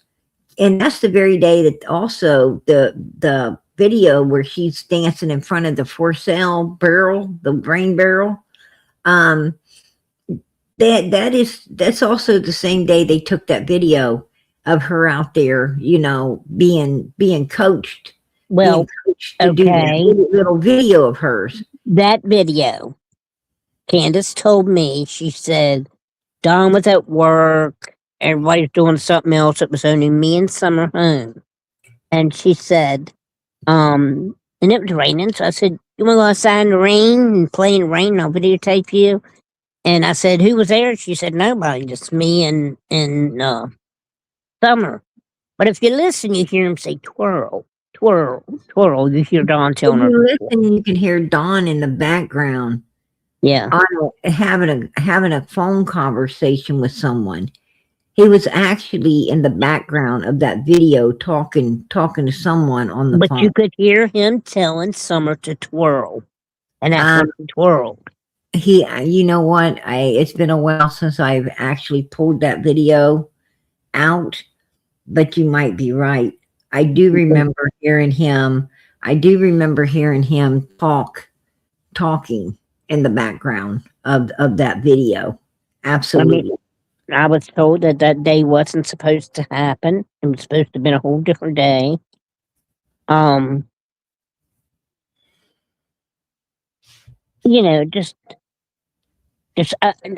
I have a lot of knowledge of things. And of course, the barrel for sale, red and white. And yeah, if a couple of people can I ask questions? Well, ask. I mean, yes, she said that she'll take questions from the chat.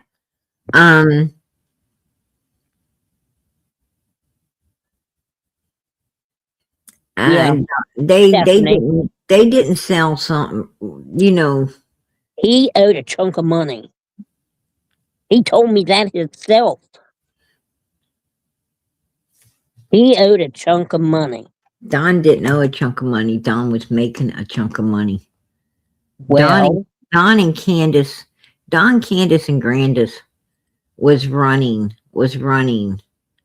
a very bad and evil. Noelle told me they grew their own weed. Hill Road. They were up there.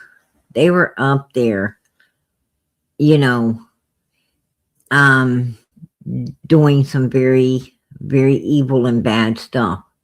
They were putting these kids through some very, very traumatizing stuff. And something went wrong. Summer got very sick.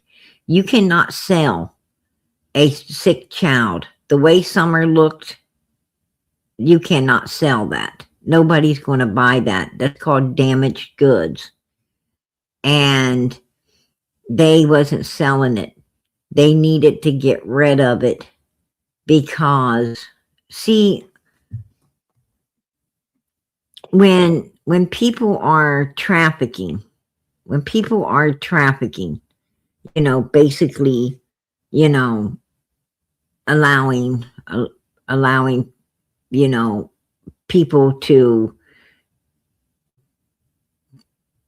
do stuff, to another person.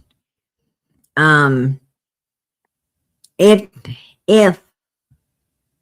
let me explain this in a different way because, you know, I don't want to explain it. I don't want to explain it with 5, 6, 7, 8, 9, 10-year-old kid. I don't want to explain it with that. I don't agree with anyone doing that type of shit. I think that's the most evil fucking thing you could ever do. I mean, I think that is, I'm going to tell you, you ain't one step from being the fucking devil. You are not one step from being the fucking devil if you touch children that little. You're sick. There's something mentally freaking wrong with you. You need, you need some serious motherfucking help, which I hear there is no cure. So you need to be put out of society because you're just too fucking dangerous to be in society if you're so sick that, you would do something like this. And people like that just make me sick. They make me fucking sick. I don't know why the laws are not stiffer. I don't know why the laws don't put people like this in prison. You shouldn't be allowed to sign your kids over and to avoid prosecution. Your fucking nasty ass should be prosecuted and put in prison for the rest of your fucking dirty, low life fucking life. That's what I think. That's my fucking opinion. And you wouldn't want to, and I'm going to be honest with you, you wouldn't want to hear my real fucking opinion on this. But the point being is, and I'm being nice. When I say go to fucking prison, I'm being nice. But there is people who get older women, young adult women, that they take from the malls, they take from here, they take from there. And they put them into this stuff. And basically what happens is a lot of times these women will, bad stuff happens and they become damaged. They become damaged because the person who, went into the room, done something really sick, something very disgusting, and something very bad happened. And what happens is they're called damaged goods. And when you have damaged goods like that, basically what the people running this operation does is they unlive them. Okay? They unlive them and dispose of them because they're no longer worth having around because they're just too damaged. And they're sick. They're hurt. The doctor comes in. They do have dirty doctors that come in, and the doctor says, there's nothing can be done. Nothing can be done. So they dispose. They dispose of it. And sometimes it's in a very evil way. It's not an easy way, it's very violent and very painful the way they do it. So because they're evil too, they're evil. These people, they like abusing, they get, some kind of charge doing the evil that they do. And like I said, it's a whole level of evilness that a normal person can't wrap their heads around. If you're not like them, you're not going to ever understand that level of evilness. Yes, it sounds evil to you, but you don't know how fucking evil unless you're 1, the bastards that do it, or 2, the victim it gets done to, right? And as we've seen in the picture, Summer was very, very sick. I mean, her little girlfriend was literally walking around holding her up because she couldn't hold herself. She was, we could see that she was going downhill, quick. And Don and Candace were scared. They were scared that CPS case wasn't closed. And Don and Candace, were scared because, CPS can't see a kid looking like this. They're going to want to take it to a hospital. They're going to want to take it to a doctor. And they really needed to get, Summer out of there quick. And that's why they went into Kingsport. They picked up Hunter. They went to the over to the fishing hole. And Summer, it's just my opinion that she is alive in that vehicle. It's my opinion, Summer was deceased. Absolutely. And Not alive. I truly believe, that little girl, Candace came off that hill, went down to Fred's place, met up with Chad Arnold. And I really believe there's a very good chance that she's over there in that Timothy Morrison's grave. That's just my opinion. I think it's worth looking into. Because it's a brilliant idea. No one would have ever thought to ever look there. Who would thought to look in somebody else's grave for a missing child? Nobody. Not even fucking law enforcement would have thought about that. And, it was brilliant.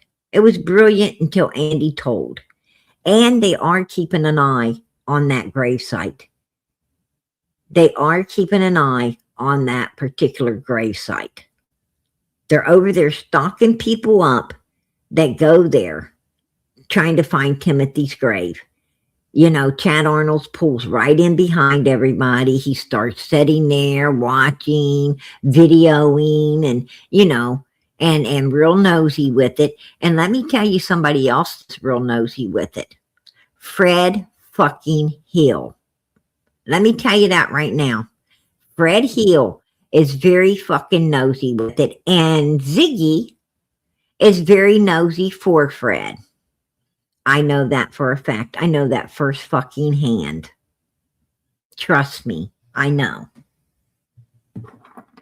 Yeah, that's a bit of information no one knew about old Fred Hill. Go ahead, girl. You were saying that yes, absolutely. You talking to me? Yeah. When I was talking about Summer being alive inside that vehicle, you said absolutely she was. Well, it's very obvious, and if anybody can't see it, and the thing is, well, he's 18 now, Hunter. He knows what happened. Absolutely. In the beginning, I thought, this was my theory, okay? I thought that she brought him back to the house and told the kids to go and play. And that I don't think they ever took Summer out of the truck. Well, for whatever reason, I feel like Hunter was moving the truck and she was getting out and may have hit her. So what's Candace do? Throw her in the truck, puts Hunter in the truck, takes him and drops him off, and then goes back to her house and then plays the grandmother couldn't even keep herself straight. She didn't know what pond they went to. She said she was sleeping. She said Candace woke her up and said, I got to go meet Dawn. Something's wrong with Summer. And the story ends there. Now, that's what the grandmother said. Of course, my understanding, she wasn't supposed to be around the grandkids anyway. Grandis said, well, here's the thing. There was two women. One of the women was a creator. And see, this is what I don't like about YouTube. This is one of the things I don't like out here. There was two women.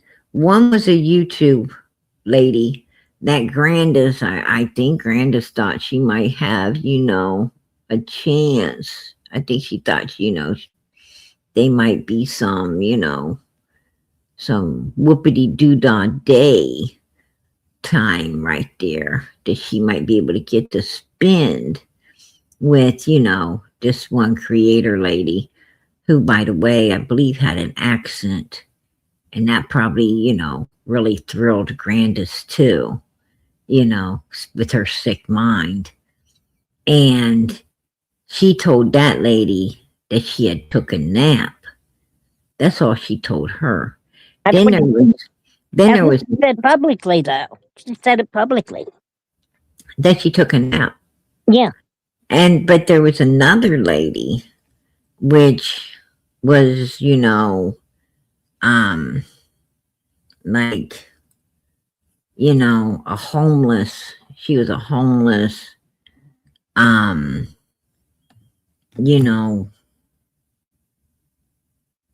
I'm just going to say, she's a homeless fucking cray cray, right? She was a homeless freaking cray cray.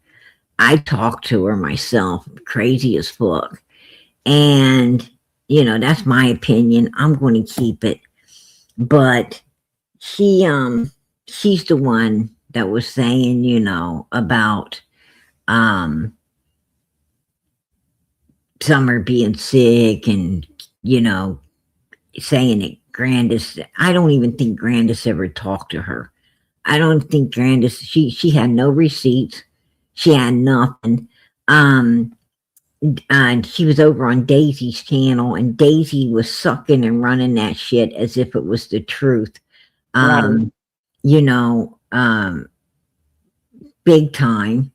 And I even got a recording of Daisy saying that the woman was crazy as fucking hell, and she didn't believe a damn thing she said. And, she didn't even think that didn't think that Candace even talked to this woman. That, and really, ran. And I'm like, why the hell did you run it like it was all the freaking truth, when it wasn't? And, but it was for the click, likes, and views. And Daisy made, she didn't try to hide, the fact that she just come out and told everybody,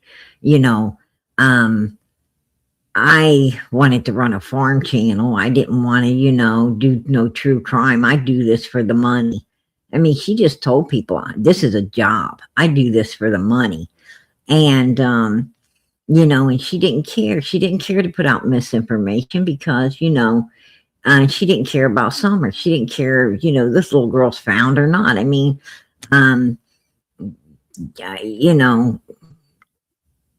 Day is, she was a very, very selfish, self-centered, self-seeking human being that, was all about her fucking self and her self-gain and it was the truth. I mean, I have to speak the truth because, the truth's the only thing's going to bring this little girl home. It's the only thing's going to get justice. It's the only thing that, that's going to give those little boys closure and all of us some closure too. And the truth is, you got some evil fucking people out here, in the YouTube community that doesn't give a flying rat's ass about these missing children. All they give a fuck about is, is those mother freaking greenbacks, right? On dollars that there's, that they're getting and able to, cash in their bank accounts and spend. And it's total bullshit because I'm going to tell you something. Don't come out here and, to talk about a child's case if you're not going to seek the truth and only the truth for that child. And if you ain't going to tell the truth for that child, because, it's so fucked up in so many different ways that you allow false information to be spread out here as if it's, as if it's the gospel when it's not. And destroy. You don't hurt nobody but the victim. You hurt little Summer. You hurt that child. And if you knew this old, crazy bat, was just spreading a bunch of bullshit for some attention, you should have shut it down. You should have shut it down. You should have called it out, and you should have, Damn, at least stand up for the victim. I don't give a damn if you're seeking a fucking paycheck or not. At least, please, be for the victim. Please do the right thing for the victim. I mean, nobody's asking you to do anything else. Just be, just do what's right for the victim. At least you could fucking, shut down the bullshit and only put out the truth. And that's what, that's what really pisses me the hell off when it comes to these missing children's cases, because Day Day allowed that woman to put it out there as the gospel, and we're almost 5 years down the road, and I just heard you repeat it because you had no idea that it was bullshit. And see, Summer don't need that coming back up in her case right now, because there was no truth to it. Candace did not tell Grandis she's taking Summer to Dawn so Dawn could take Summer to a doctor. That was all bullshit. But that's what Grandis said when she was interviewed. No, she didn't. Grandis did. No, she didn't. No, she did not. She did not say that. Grandis said that she had took a nap. When she got home, she had took a nap. She said she got up. She said that she came out and sat on her stoop, and Candace seen her, and Candace came over to talk to her, and she, had some cactuses that needed to be put in a pot, and Candace said, "Let me get Summer. We'll plant the flowers up," and that's what happened. She said that Summer came over and they planted the cactuses and they washed their hands. They went into the trailer and she gave Summer some candy, which was her favorite, peppermint. And then she said that Candace walked Summer halfway back over. She didn't say all the way. She said walked her halfway back over to the house for Summer to go in and join her brothers. That's what Grandis said in the news interview. She did not any time, any way, form or how, say that Candace, I have not ever heard Grandis at all say any way, form or how that Candace was taking Summer to a doctor, to Dawn to take to a doctor. I have not ever heard her say that at all to nobody. I'm no disrespect, but go back and watch. That was something that Ziggy V made up and lied No, about. it's live. It's Grandis on video saying it. No, go back. You mean in the news interview when Candace was writing the letter on the back of the truck? I guess. No. A matter of fact, I think I have that interview. I'll bring it tomorrow night and play it out for you. I got that whole interview recorded. I'll bring it so you can hear it yourself. See, what you did is you heard Ziggy V say it. You heard Day Day saying it. And it just stuck with you. It just stuck with you. And that's, and when Grandis was talking on the interview about taking her nap, the nap went along with that part, and you just assumed that part was in there. And that's the way our minds can deceive us. But Ziggy V's the one that started that bullshit lie. And it was a lie. It was an absolute lie.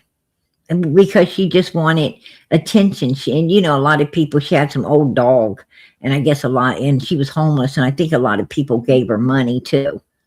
So she profited off of a lie. Significant results. An Amber Alert to find. I'm looking it up right now. Yeah. We're hearing more about what happened the day. You can't. You got it. I have to. Josh and Sarah, as officers spent another day in a Beach Creek searching for Summer. But I did have the opportunity. I have to mute you because you can't be playing nothing on up here. It's not allowed.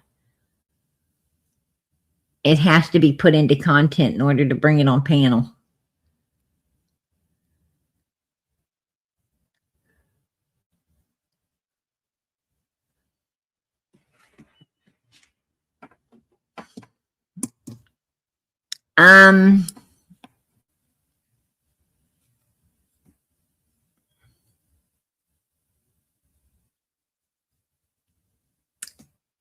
Yeah, it was the news lady on Denny. It was the news. It was the little girl that's, been keeping up with Summer's case, with the news station there. And Grandis did mention, taking a nap, but she did not say that Candace was going to take Summer to Dawn to take to the doctor. She hasn't ever said that publicly. Nowhere. Trust me, if she did, I would know. If she did, I would have had it recorded. If she did, I would have been really blasting it out here, right? She didn't say that. It was Ziggy V, and it was a damn lie. And Day Day knew it was a lie. And Day Day, just like Day Day said, she heard the detectives come and talk to Ziggy V and all of this stuff. And she didn't. And then when I talked to her, she said she didn't hear anything. She said she did not hear no detectives or nothing when I talked to her behind the scenes. And I got all the recording.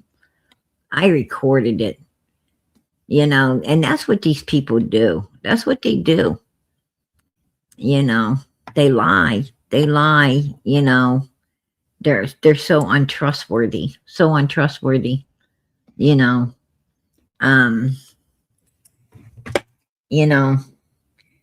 Day Day was very evil. She was very manipulating, very, very fucking evil human being.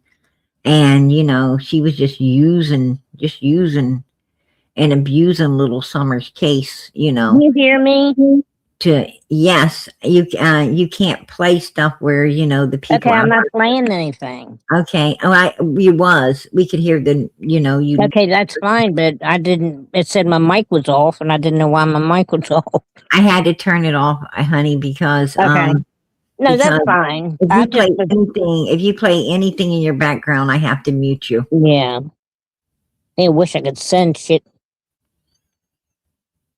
Did you find it? Yeah, I found it. It was a news station showing her interview.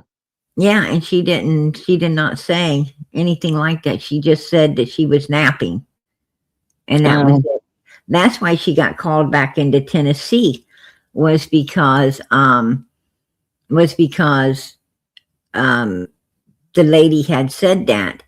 And then I had talked to Don Wells, and Don Wells had told me that, yeah, he believed it was Grandis, and he believed Grandis had, told about taking the nap and everything.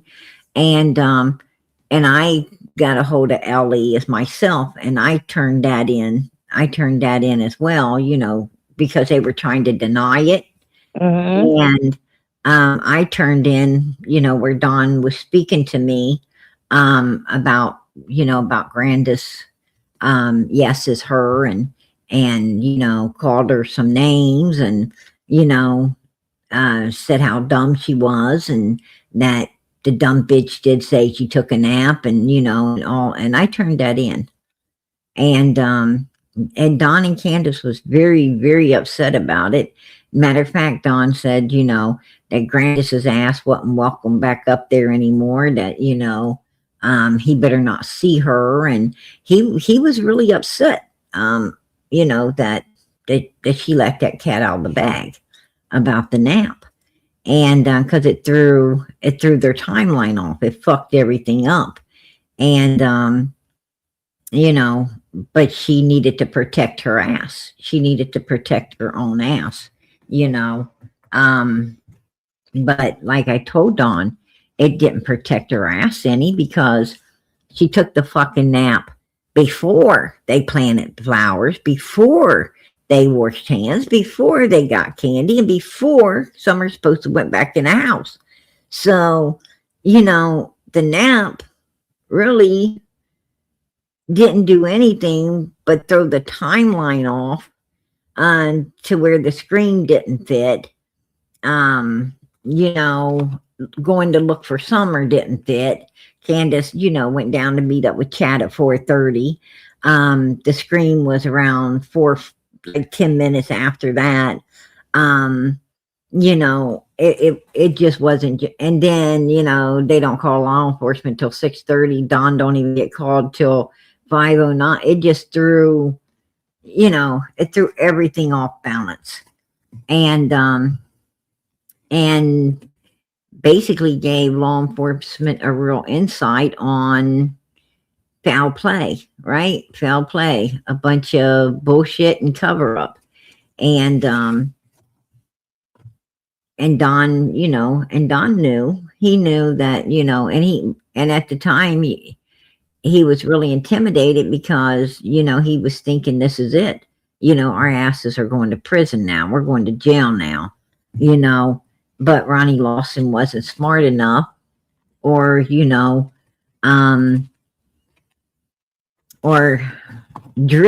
law driven enough to do what needed to be done. And, and that was a problem. That was a problem.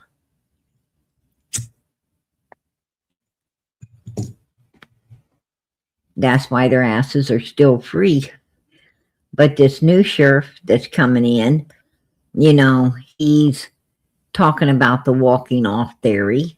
I think he wants to keep Don and Candace, I think he wants to keep Don and Candace, calm.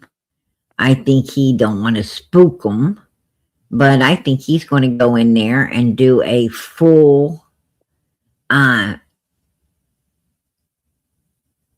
in-depth investigation and take the fucking lid off of this damn can of worms and solve up this case. That's what I believe this new sheriff's going to do. I think if Ronnie doesn't solve this before September, this new sheriff's going to come in and do it. He's going to come in, he's going to ride in, and he's going to show everybody he could do what Ronnie couldn't get done. That's just my opinion. I'll keep it. I think because it was so messed up from the beginning that I don't know that it's going to be solvable. Something was really shady with Summer's case from the beginning because Ronnie Lawson kept the search isolated to the hill, up there on the hill. Ronnie Lawson, he didn't spread out. Ronnie Lawson did not put out an Amber Alert until society pressured him into doing it. He wasn't going to do it at all. So that tells us that he knew there was no damn abduction because he wasn't about to put an Amber Alert out until Don and Candace started acting like law enforcement don't know what they're doing and all this bullshit and gaslighting people, into why ain't you putting out Amber Alert? Why ain't you doing, Don and Candace, started getting a lot of backing by a lot of, very ignorant fucking people, right? Very ignorant fucking people. And I'm not, and I was one of them. And I was as hard as it is to admit, I was fucking one of those ignorant ass people listening to my head instead of my fucking gut. And, I should have stuck with my gut. But, you live and you learn, right? You live and you learn. It's one of those learning curves. You want somebody to, just because you want somebody, you know what I learned? Just because you want somebody to be fucking innocent, don't make them innocent. You can want all day long. You know, what in one hand, shit in the other, and see which one's full. That's, you know, that's pretty much it, right? There you go. And, you know, but I was, you know, I was smart enough to get the hell out of there, see them evil bastards for what they was, get the fuck out of there, and tried to let people, you know, try to give everybody the heads up that don't be supporting them. Don't be supporting these motherfuckers. They're evil as hell. You know, they're number one suspects. They're very sick human beings. You know, you're going to find out in the future, you know, what the fuck they are. They truly are. It's going to come out in the wash because, you know, God always pulls the truth to the light, right? Whatever you do in the dark, God will pull it to the light and he will expose it. That's why you know, you don't be doing it. And they're sick. They're very sick. So I got my ass the hell out of there. I lost Vicky and got away from it all. But you know, the point being is, Don and Candace was evil. Don and Candace, you know, I mean, come on, you guys. We all saw the you know, Department of Child Services. We saw it. We saw DCS. We know exactly what that paper said. We know exactly what that paper said they did, not only to Summer, but those little boys, right? If they was doing the 3 boys, damn it, Summer was getting done too, right? If they was using, abusing, and essaying those boys, they were using and abusing and essaying Summer as well, in my opinion. They're not going to let one child, you know, sit on a pillow and eat bonbons and not, you know, and not be done evilly like they're doing everybody else.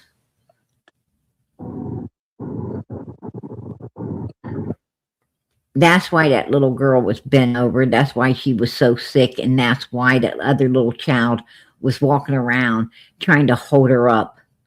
And Don and Candace knew, they knew that their fucking days were numbered before they ended up in prison if they didn't, you know, get off their asses and do something to save their dirty backsides from going to prison. And they went into Kingsport, picked Hunter up, went to that swimming hole, had their dirty deed done, went back into Ben Hill, met up with Chad Arnold, where Summer, you know, where Summer was put away somewhere. And they've been covering it up ever fucking since. And that's my opinion. I will keep it. I will keep it. And I'm going to tell you, that fits the timeline, baby.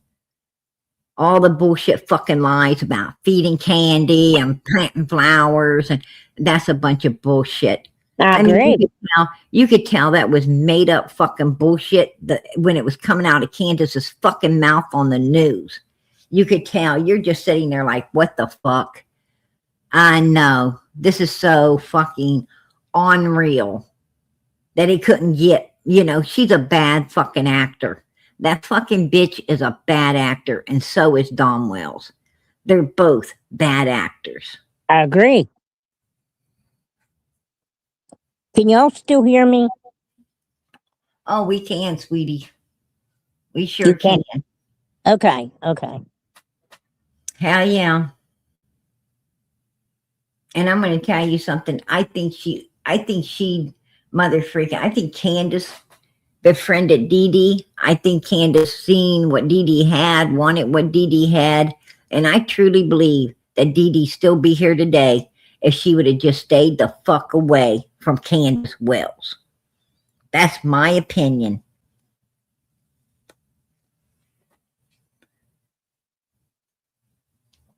I think Candace, you know, is a mother freaking very sick human being. And I'm going to tell you something else that I heard. I heard that White Boy's wife was sick for like 2 fucking weeks after she came back from Candace's house. Ain't it funny that Dee Dee's sick as hell? whenever Candace was around her and seemed to get better. I mean, you don't have selective illnesses. If if you start fucking not feeling good when certain people are around you, and if you get the hell away from them, your health regains and you're back on your feet and you're starting to feel good. And, here they show up again and you have another bolt of that sickness. It's more than likely not your health, but whatever the fuck that asshole is doing to you that keeps showing up and you ending up sick, right? I mean, you don't have selective health problems. What I'm saying is when somebody goes on when somebody goes on vacation and all of a sudden your health comes back to normal, and as soon as they come off of vacation, your health declines again. You might want to look at that person. You might want to, hide some cameras. You might want to figure out just exactly what the fuck is happening there, right? You might want to get a hold of law enforcement and maybe, initiate some detectives to help you catch this fucking varmint and put them in prison where they belong, right? Just saying. You know how many people in this world get taken out by evil people who put shit in their food? You know how many people every year they call it natural causes, but it wasn't natural at all? And the hospitals don't do the test that it takes to realize that it wasn't natural causes. It's a special fucking test they got to do. And if the family don't ask for that special test, then you're not going to ever know. Because hospitals look for natural causes, not unnatural causes. But so many people are doing it, they should start looking for unnatural causes. That particular test should be a must-have. It should be one of those things that are mandatory. It should be mandatory. Anytime a person passes away, it should be mandatory to see if it was due to any type of substances that this particular person did not take, did not need, did not use. It should always, it should be mandatory to make sure it wasn't foul play.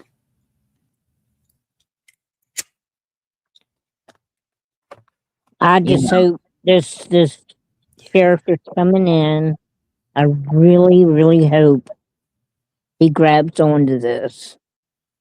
But again, everybody's saying it's the prosecutors and district attorneys are the ones who's got to okay it or, not.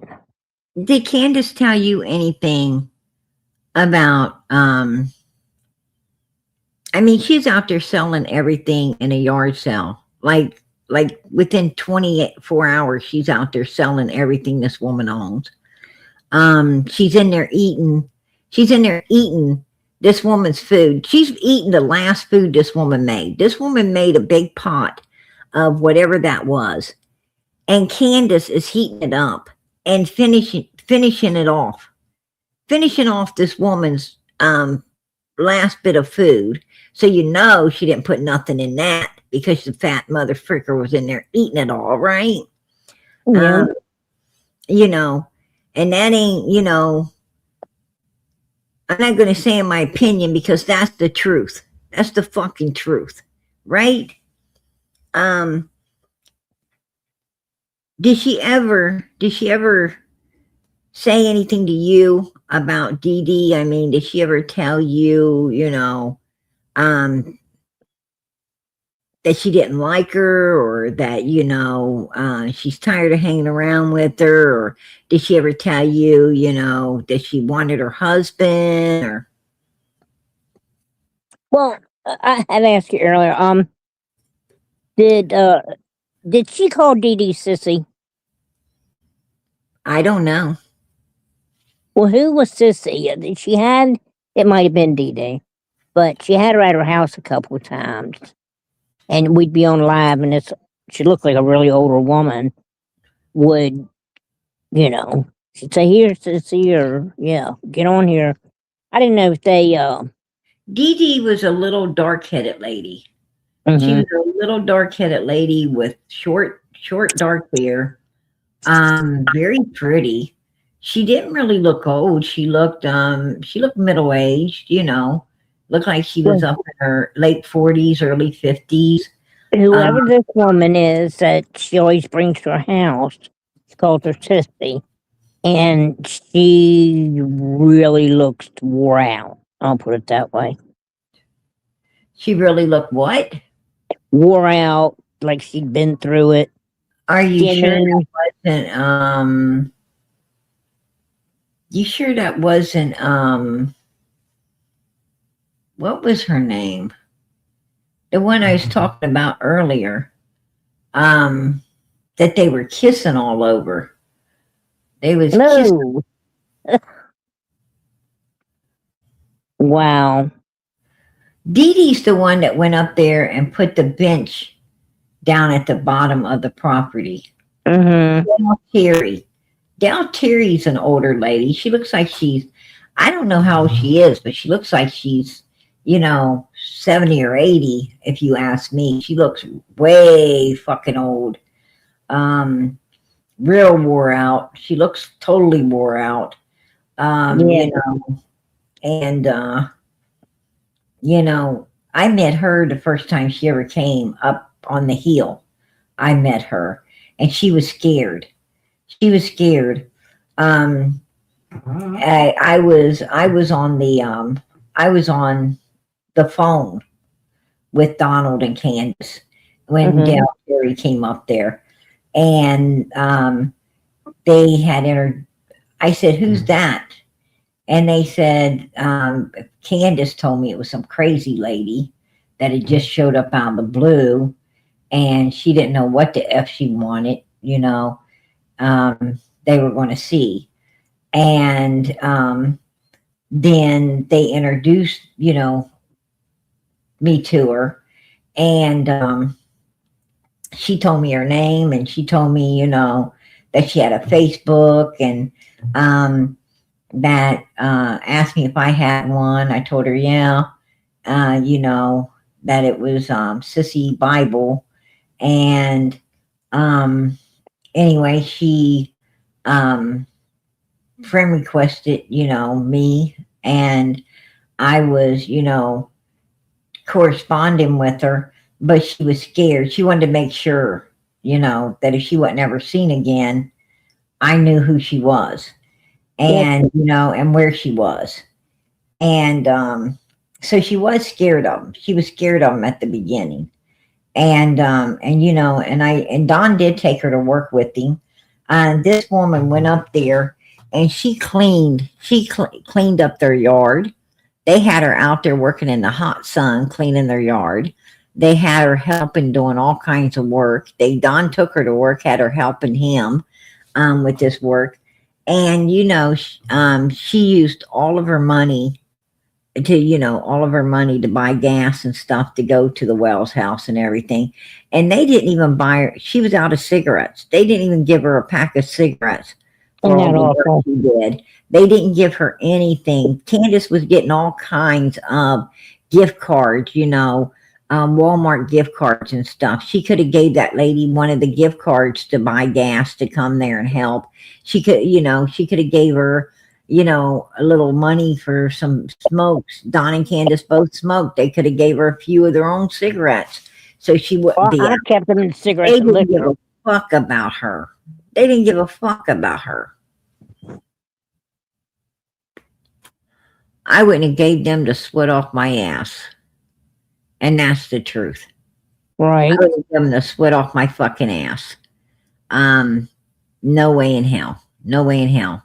I can proudly say I didn't give them a damn thing but a hard fucking way to go, because that's what the fuck they deserved. And that's the truth. Now, I did I did. If they would have worked out the way that, my head wanted them to, if they'd have been the innocent parents that, I wanted them to be, and, this little girl was really missing, and they really was trying to find, they was just poor, and, piss ass poor, trying to do the best they could to raise all those kids, and they were actually really good parents, and they would have, and something like this would have really happened, and they would have, been doing everything they could to find their little girl, and everything they could to, to get the people to help, and pitch together, and do all they can, instead of running from it all and lying about it all and gaslighting and fucking everybody over and using and abusing and destroying those babies the way they did. I would have furnished that whole mother freaking house. I would have furnished the whole thing, and I'm talking brand new furniture for the whole place. I'm talking about a real freaking fireplace, and you don't have to have holes in the damn floor anymore to let heat come upstairs. I would have been more than glad to have furnished that place and made sure that place was nice and warm, upstairs, downstairs, comfortable. But you know what? I wasn't putting shit in there. Not a damn thing. When I seen Dr. Phil, asked them and offering to pay for them to have Hollywood freaking treatment to come off of the substance abuse and the alcohol. And I'm talking about treatment that, you can only afford if you live in fucking Hollywood. I mean, Right. it was kid glove treatment. Not the treatment like, not the treatment like the poor people down here get, but the treatment like, fucking royalty has. And they said no. They said, hell no, you can give us the money. We don't want your treatment. I knew right then and there that them some of the bitches knew no reason to get off your shit, because there was no chance of getting your kids. And if no chance of getting your kids, then they had some really good shit on you. They had some real good fucking abuse, some real good shit on you, not to be giving them kids back. And you fucking know it. That's the first thing that hit my mind, is you some of the bitches know you ain't getting them kids back no matter what. So that's why you don't even bother to get clean. They were hiding shit that they didn't want Dr. Phil or anybody else to know. And now we know what it was. Now we know what it was. It was that big old DCS paper, right? That big old essay charges on 3 boys. The 3 that were still here, the 3 able to talk, right? Right. There you go. And hell, I mean, I can't say I knew that's exactly what it was, but I knew it was something. I knew it was something. The minute them bastards didn't, take the treatment. There you go. And also, I tried to get Don Wells. I said, go on Steve Wilco. Go on Steve Wilco, Don. If you go on Steve Wilco and you take the lie detectors test and you all pass it and able to sit down in the chairs, well, it wouldn't do nothing but allow everyone out here to understand you're innocent. No one could any longer fight against your all's innocence, right? But he wasn't about to go there, because he knew if he went on there and they started asking, did you do anything to your children? They're going to ask about them essay stuff. They're going to ask about, did you plan out, this? Do you know who did? Did you unlive your child? Do you know who unlived your child? And Don and Candace Dunn failed the first polygraphs miserably. Matter of fact, they couldn't even take them at first. because they had to research how to pass them, what you can take to get through it, and they still fucking didn't get through it, you know. And they went about Steve Wilco. Oh my God, that would have been a fucking nightmare for Don and Candace, a real fucking nightmare, right? Because Steve he's not like Dr. Phil. You know, Dr. Phil has, Dr. Phil says, if law enforcement don't do their job, there could be repercussions, right? And he's smart enough to know that. Anybody knows that's got any brains at all. If law enforcement ain't doing your job, this could be, this could not be a good thing. And so, Dr. Phil just basically, but if Dr. Phil would have saw that paper from DCS with SA on 3 boys, oh hell, he would have told him to get the hell out of there. He would have told him, take a plane and get the hell out of here. Right? No. He didn't know that because he can't get a hold of that kind of paperwork because those kids are minors. Those kids are minors. And nobody can get that paperwork. They give it to the parents, and that's how, that's how it got out here, out here in the community. It's because Candace wanted to show it off. Did you ever see that paper, Vicky? Which one? Did you ever see the DCS paper that had the SA charges, substantiated SA yes, charges? I did. Yes, I did. You seen that too, man? Yes. Candace showed it too. Candace was showing it to everybody. Yeah, because when she was showing me, Shadow had a copy of it. Shadow had a copy of it. I believe I might too. I'm not sure, but I don't know if it was a copy from Noelle or a copy from Candace. I'll have to look. You got a copy of that too? I believe it's the same one. Would you mind if I took a look at it? I mean, you can send it to me through Facebook. You could send it to me through Facebook. How about if I just send it to you tomorrow? Yeah, I would appreciate that. I would appreciate that.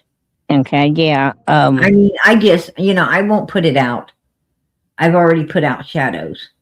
I just like to see your copy compared to Shadow's copy. I just want to see if, it originates the same. Right. The same. Right. Okay. Yeah, I got that. But like I said, I'm not sure if Noelle showed it to me or Candace, but I have a paper. And I'm not sure, Noelle might have showed me some other papers that I got. I'll have to look for it. You know what? I appreciate that. Yeah. And I'd like to have you up again. I'd like to have you, I'd like to have you come back, and talk a little more about, about Summer, about the Wells, maybe some things you could think of that, might have not have set right with you, that, There's a lot of things. This was a daily basis for 5 years. Right. Maybe you could go back and look, at some of the texts that you and Candace had between each other. Yeah. And, and maybe share some of the things, that you have possibly forgotten that was said, and because I heard you, say earlier that you and Candace was good friends. You text a lot. You text with, Noelle. You text with other people. And you said you had talked to Dawn quite a bit. Probably. Oh yeah, when she got mad because she thought I said something to somebody named Don B. Now don't talk to Don B. And she said it was a secret and you told it. Well, I don't know what the hell she was talking about. Because again, I was hacked so many times and I know who the first time was. Well, And it could possibly been the same person. But she said, "Well, since you did that, I don't want to fucking speak to you no more, bitch." And she said, "And you're not allowed to talk to my husband no more. Boo hoo." So we got really? Tim Mullins, we got White Boy, we got Benny Keys. You know, we got who else? Now, Tim Mullins threatened. I believe Tim Mullins had reached out to Shadow and had threatened Shadow to stop talking or something, or maybe, yeah, I think it was one of them hit. I can't. Let me retract that because I'm not sure. I thought it was Tim Mullins.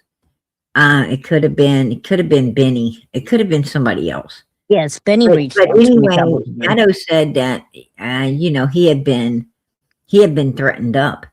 And you know, he said that Don Wells and Candace wanted to, you know, suggested that they all three do something disgusting.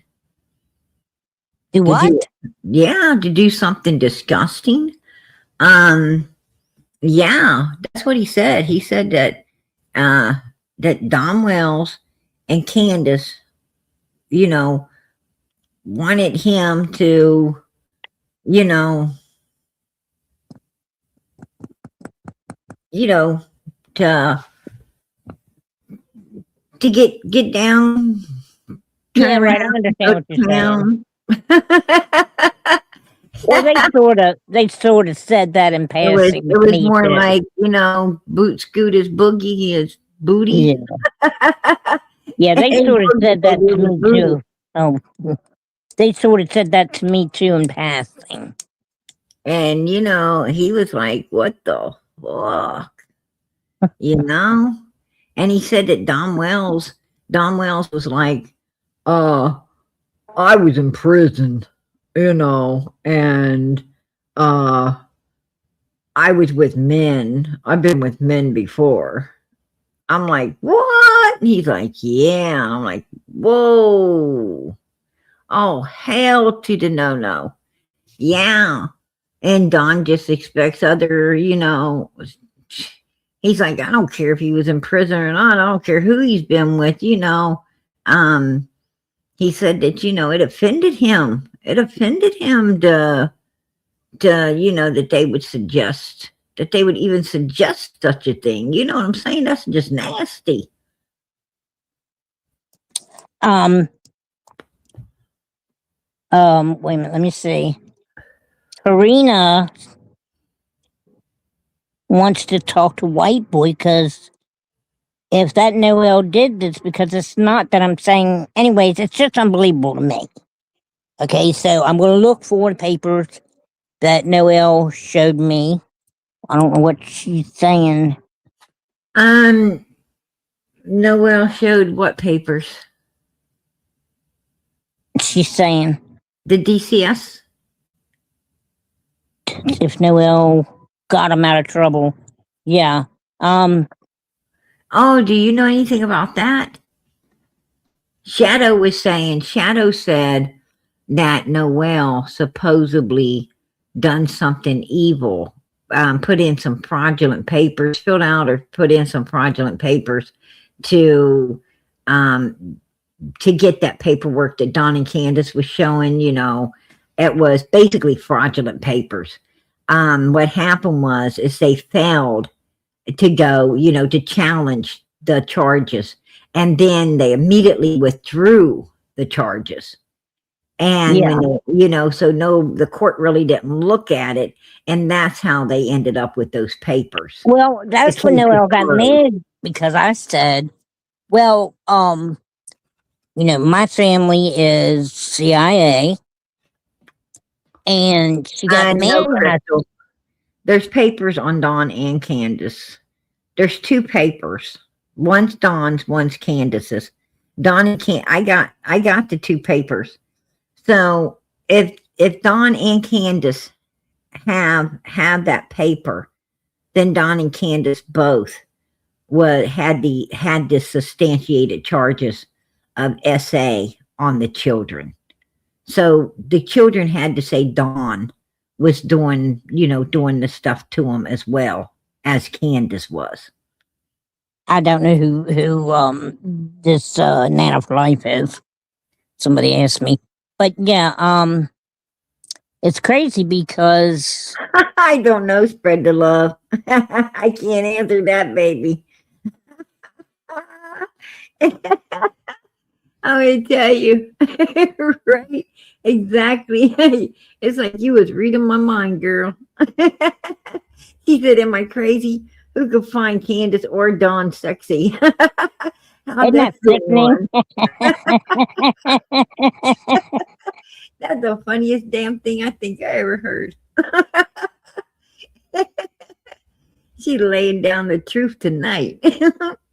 Well, the reason, anyway, back to Noelle. So once I said that, I was just going into a conversation with her. She got pissed at CIA, don't have nothing to do with this. I did it. Yeah, so she got pissy with me. Well, I was starting a conversation, and all I was doing was going into, okay, so we are CIA and Mafia. That's not a joke. That's not a lie. It is what it is.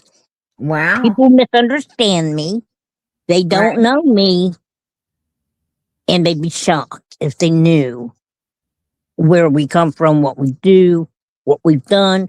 So I'm not scared of the whales for damn sure. I'm not scared of the Hell whales. no. Hell no. So they better be Italian scared. Cookie, I hope you had a beautiful Mother's Day too, girl. I hope you had a beautiful Mother's Day. Aw, every day's Mother's Day in my house. Amen. Amen. I like that, girl. I like that. That's beautiful. Donnie and Janice are sexless. Well, she won't shower. Paula. She will not shower. You Oh, straight damn. up won't. She Did told you me. see her? Did you see her running? Did you get to see the video where she was down by the swimming hole with Chris? And like Chris, was pretty close to her, he was like, because that's the way cops are. They try to get close, like somebody's gonna be comfortable. But anyway, he was pretty close to her, and she would back up a little bit. And when she backed up, he would, instead of giving her space, he would, kind of, take a couple steps, steps towards her. And I know he, cops know if, like, here's the thing. Cops know if they get close to you and you kind of nudge in, you know what I'm saying? Like nudge in for their protection, whether it be a cop or ex-cop, it doesn't matter when you're talking to them. If you nudge into them, for like, for their stability and protection, because being close makes you not afraid. When somebody carries that type of authority, right? You feel comfortable, not scared, not worried, nothing. But if you back away like Candace, then they know that, that's how they know that they're making you uncomfortable. That's how they know that, you're full of shit, basically. And she kept backing. I noticed that. She kept backing, and he, if you had nothing to hide, baby, you're going to be nudging into him, not stepping backward. But anyway, the water came up, right? There was some water that flowed. You could see the water flow up. And man, she acted like it was mother freaking, it was going to like burn her or something.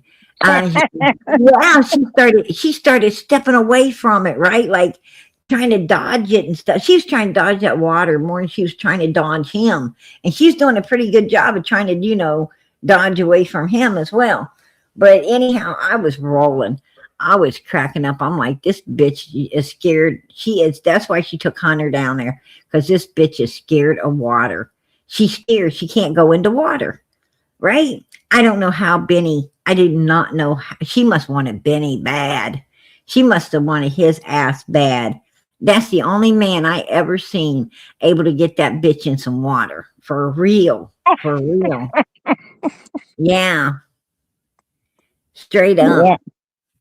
And then she then she made us all fucking tone deaf, right? All of us had to be tone deaf because she wanted to sing to Benny, you won't ever be lonely. Oh my God.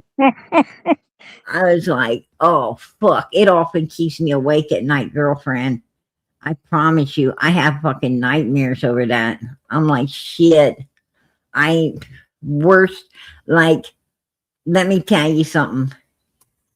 She does not have to worry. She does not have to worry about ever fucking getting into a singing contest and win, right? Absolutely not. I will tell you this, Sissy. We put down $20,000 for an attorney. So we're already on top of the bullshit. They've got everybody's names, places they're living, and screenshots of everything was sent to them. You never know when you just gonna have that 20,000 laying around somewhere. You put the money up for an attorney? I most certainly did. 20 was just to having.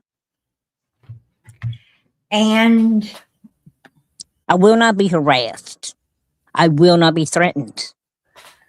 you put it up because of the wells? Like, did you put it up for the wells, or did you put it up All so of them. you have protection from All the of wells? them. And Benny and like there's a lot of people bothering you? Oh, yeah. Oh, damn. I mean, I laid in a hospital in a respirator for I weeks. didn't know. Didn't know if I was going to live or die. I wanted to die because I hate this disease. I have to be on a respirator at home. I have to take 4 inhalers twice a day. I have to take 67 pills. I have to be on the oxygen 24/7. What life is it for me? I mean, I had no life, guys. I had no life. I mean, I thought that was going to be the end of me. So they called in hospice. And, I'm right at that border of needing them. But just give me 6 more months, I made it through my first year. Right. What kind of life do I have? I'm locked in a bed. I pee myself. I wear diapers. And this is who they want to come after? Leave me the fuck alone, you motherfuckers. I'm telling y'all right now. And I'm telling you right now, leave me the fuck alone because I'm losing my mind. And hey, guess what? I don't have nothing to lose. I'm dying. Right. Come on. I'm dying. Who the fuck gives a flatten fuck about any of you all? You've all been to prison. You've all been to prison. You've all been with each other. You all know what happened. And you're friends with these motherfuckers that essayed. They're fucking kids, man. Right. Yes, Candace and Dawn, you know what you fucking did. And your little buddy Tim, and there's white boy Noel, and then there's Benny, who always thought the world of, even though he fucked over me a couple times, but it is what it is. They're all calling me, texting, messaging, trying to come in as other people and shit. I'm not stupid. Because everything you're writing about me on your pages and everything you're saying about me has gone directly to the law and to the attorney. I'm not scared of you motherfuckers. You ain't got a bad thing to say about me. You all have said it yourselves. Let me finish this because I know they're listening. You all, and I'm talking about you all. I'm talking about Benny and Ernie. That was one of her men. And I'm talking about White Boy and Noel, and I'm talking about that rapper or whatever. These are her friends, her men, her whatever. I don't fear you people. You all are fucking nuts. You ain't got a pot to piss in. You ain't got a pot to piss in. Sissy said she was losing her house, so I offered to help get her payments up. And she said, oh no, we're great, we're good. After she said, you'd really help me. Come on, get out of here, people. Don't take me for some dumbass. Got it? Sorry, people. Sorry. Whose house was you going to save? Noelle was telling me she's losing her house because her husband was in the hospital. Nobody really knew what he was in the hospital for, but and I said, can I help? You know, can I help you with payment? You would do that? I would do all buddy. But when I don't know where it started going wrong, and she's videoing, oh yes, our house is good, we got everything under control. Yeah, I don't know how you're doing it with nobody working. Must be nice. I'm getting mad now, so I'm probably gonna say things I shouldn't be saying. Girl, I was cracking up at the chat. They're like BK likes this likes Candace's smelly cat. And they said he smashed that pissy pillow right in his face. And they're saying some stuff in there. I can't even look at the chat because I try, if you're trying to stay serious and freaking you want to laugh at the same time. I'm angry. I'm angry because people really have no clue who they're messing with. They don't. Okay? They have no clue who they're messing with. I'm serious as all get out. I've never been to prison. You and Shadow seeing, I mean, his story, his story is different. It's in many different ways, in some different ways. But see, she had good friends. It's like different but similar. Like yeah, because she had friends that she nicknamed. They must be feeding the same shit, the same lines of shit. Don and Candace must be, spoon feeding the same shit to so many people that they they don't even fucking know who's who anymore. Yeah, because Candace would tell more, and she nicknamed all these people, these friends. So Shadow was a friend of hers. That's what I mean. Other people, no one else seen them. Everybody has seen these papers. Why are they picking me as Shadow? I'm Vicky. Hey guys, I'm West Virginia Butterfly. I'm Vicky. I was in the hospital dying. I wasn't Shadow, but as Candace about her boyfriend Shadow. Keep fucking with me. Wow. I'm serious. I like to have you back up because I think there's a lot of things that as well. I'm still talking to Shadow, and Shadow's told me, quite a bit. But I bet there's quite a bit. I bet you got some different things. A lot of different things. Do I know which one killed him? It was planned. Point blank. When the woman comes out and tells me it wasn't supposed to happen that day and something came up and it had to happen that day, I think H is 100% involved. She told me do you think Candace had all to do with what happened to Dee Dee? I mean, just in your opinion. In my opinion, I think she had a lot to do with a lot of people.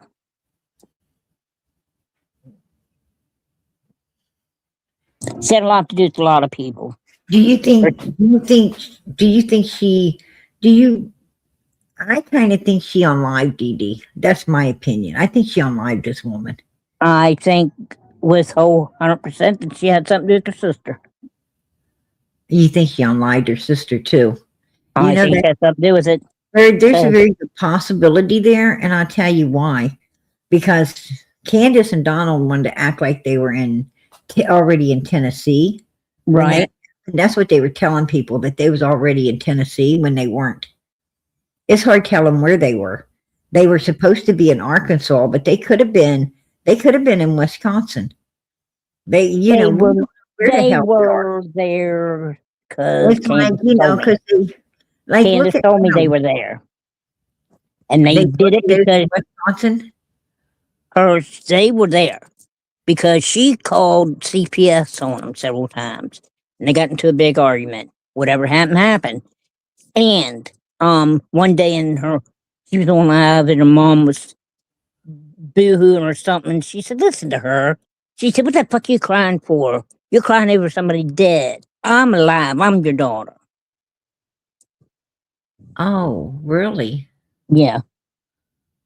Oh, damn. Did you hear that? When you witnessed that? That's what she said. You But I'm know, thinking, Shadow said that Candace spoke ill, talked shitty to her mom quite a mhm. bit. Said that, that she really, got shitty with her mother. Like, um, Half the time she didn't even know where her mother was. And Shadow said that, he got the feeling that, that, he got the She's feeling nasty. that Candace felt that her mom relied on her. Like She she lied had. on her mother. He said that Candace treated Brandis like shit because Candace felt that she had her mom where she wanted her. Like her mom depended on staying up there on the hill. Her Mhm. mom depended on being able to be around Candace because none of the other fam, she has nobody else to be around. Candace kind of felt like, she had her mom in check and could talk to her and speak to her and treat her any way she wanted to. And she treated her like, to my understanding, Candace was a real ass to her mother, real, shithead to her mom. I don't know. I just heard that, he said that she was, mean as hell to the mom. That Candace had no respect when she talked to her mother. No, she didn't. So, like But you need to listen to me. one thing always stuck in my mind, okay? Mhm. The day Summer went missing or whatever, she called Dawn off of her cell phone. He said, we'll call the police. So she threw her phone in the back of the truck and used her mother's phone. And I asked her why. She said, Yeah, right. because my phone wouldn't call out. I said, but it called Dawn. She said, oh, I don't remember. Goddamn. I mean, let's get serious here. Okay? And no, I'm not Pam. Let's get serious here. Look, between me, you, and the whole world, they Right. had several different things for several different reasons. Right. So, I believe that too. and,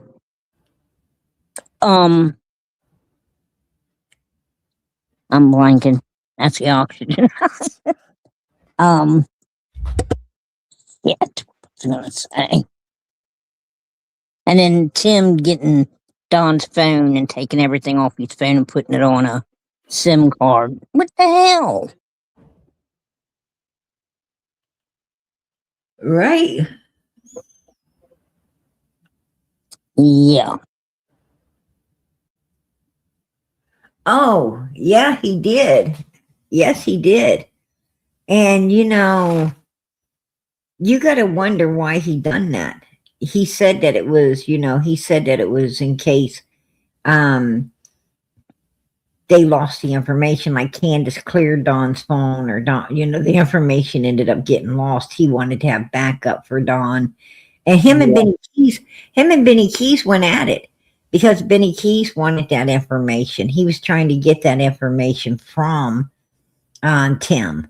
And I guess Tim wouldn't share it. Benny and Tim had a falling out over that bit of information right there, right? Right. Yeah. But but that was Don's new phone. It wasn't the phone, the phone he had at the time. Tim didn't have the phone that Don had at the time Summer came up missing. Don, like I said, they had several phones. Yeah, because I was with them when they was at the phone store picking out all the new phones. Don, Candace, and Grandis, and they got 4 phones that day. They got 4 phones. They got one for Candace, one for Grandis, one for Donald, and one for one of the kids. I think the oldest boy. In order for the oldest boy to be able to, be contacted, because you had the flute player taking the kids off, here and there, and they wanted to be able to keep up, with the oldest boy, if he was out somewhere, with the flute player or with Robin, or out of the well sight when all of the stuff was going on. So they got one for him as well. But the original phones that they had, at the time Summer went missing, they got put away. They got, they didn't throw them away. They got put away. But kept, where, and, like, they would only call certain people off of those phones. Right. That's what I'm saying. Yeah.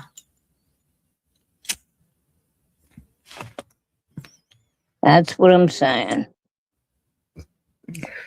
Okay, girls, people, lovely ladies. Hell no. I have no. PG did not buy them phones. Hell no. Hell no. I didn't. I'm gonna tell you something. I didn't even give them the sweat off my ass, because they don't even, I'm gonna tell you, the sweat off my ass was just too damn good for them. I wouldn't even give that to them. Straight up. Hell no. And they got those phones by all of these, bleeding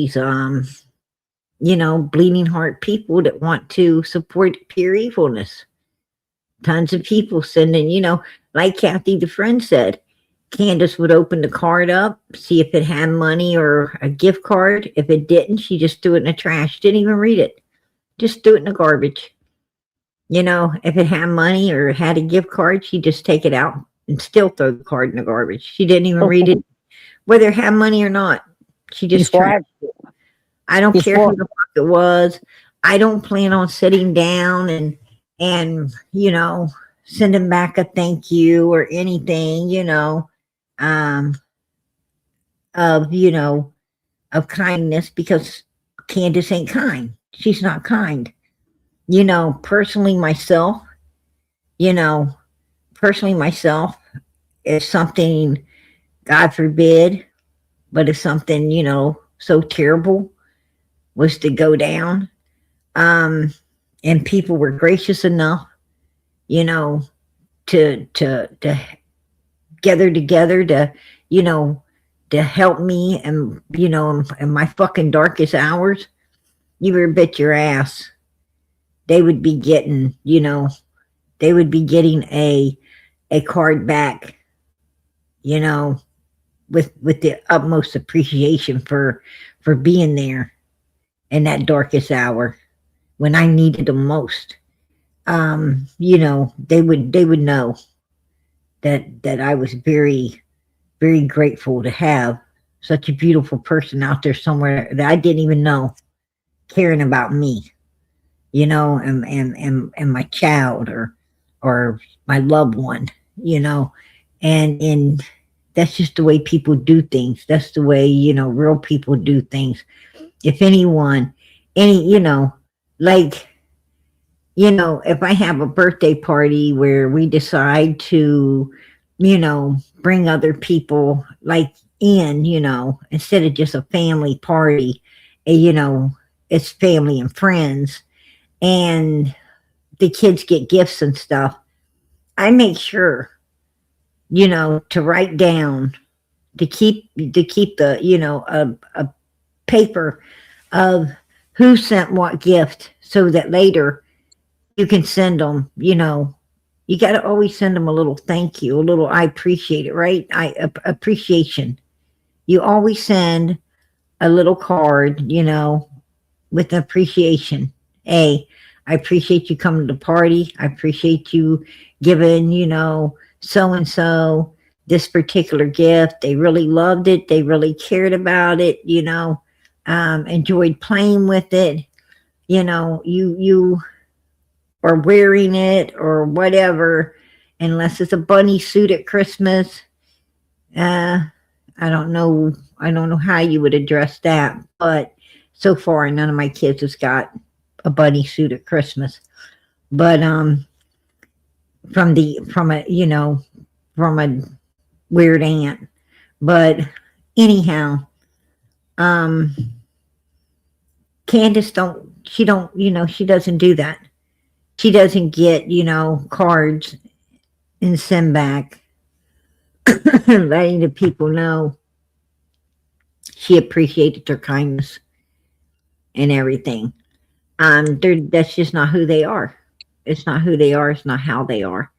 And, you know, they're all fucking take, no give, right? That's what they are right there. And I don't know what to say for people like that. Did they ever thank you for all the money and stuff you gave them, Vicky? Dawn did. No, she wouldn't think what.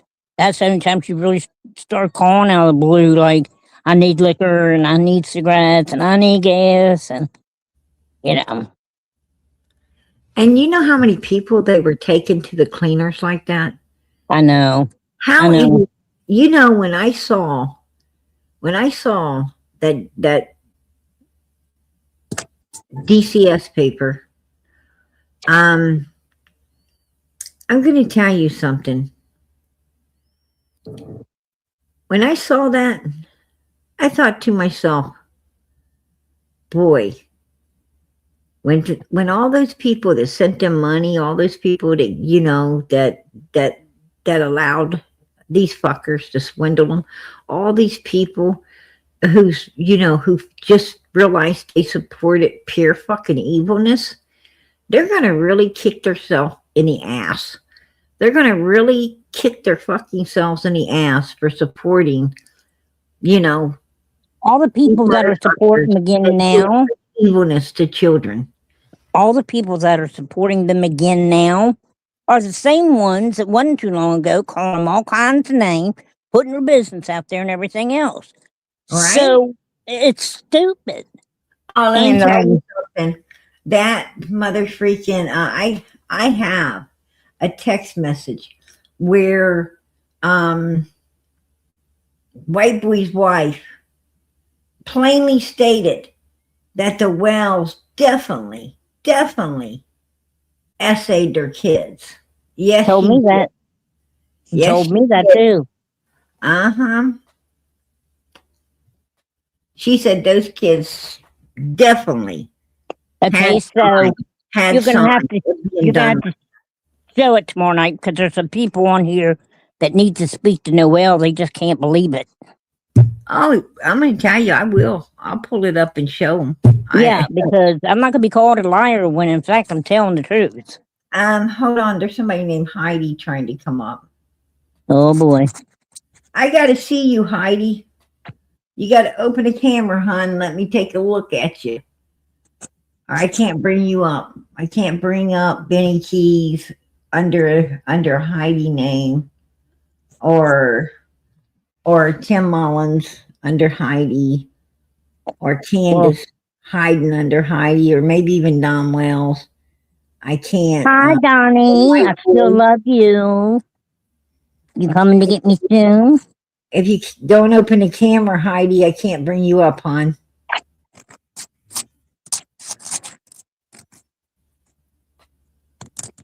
Anyway, real quick, what was I going to say? Heidi's not opening the camera. All right, what the hell with him? Just leave me alone. Just, whoever it is, just leave me alone. I'm dead serious. Hold on, let me see if I can do something different. Okay, Heidi, you're on panel. What do you want to say? I want to say hello and happy Mother's Day. How are you? Oh, that's all. Happy Mother's Day to you. I didn't know if you was Benny Keys. I didn't know if you might be Tammy. Oh, no, but I wanted to ask you, PG, listening to all these years, I don't want to do anything to hurt your channel or anything, but I'm going to call it the E-Files.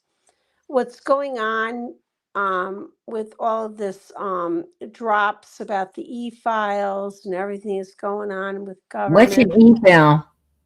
I don't want to say that. So who's your other lady on the channel with us? Because This is West Virginia Butterfly. So Miss Butterfly, can you kind of say E-Files in a way so I'm not hurting Miss PG? I don't know what you're talking about. I don't want to say name because I don't want to hurt anybody here, but it's this stuff that's going on with trafficking in children and stuff. That's happening all over the country. Yeah. It's happening all over the world. Miss PG, I'm gonna bring this forward. So people can hear because I want them to know it's real. I don't want to in any way hurt your channel, but right now our president is being accused of being a part of an E-Files. Pam Bondi was supposed to release the E-Files. Everybody was supposed to know what's in the E-Files here nationally.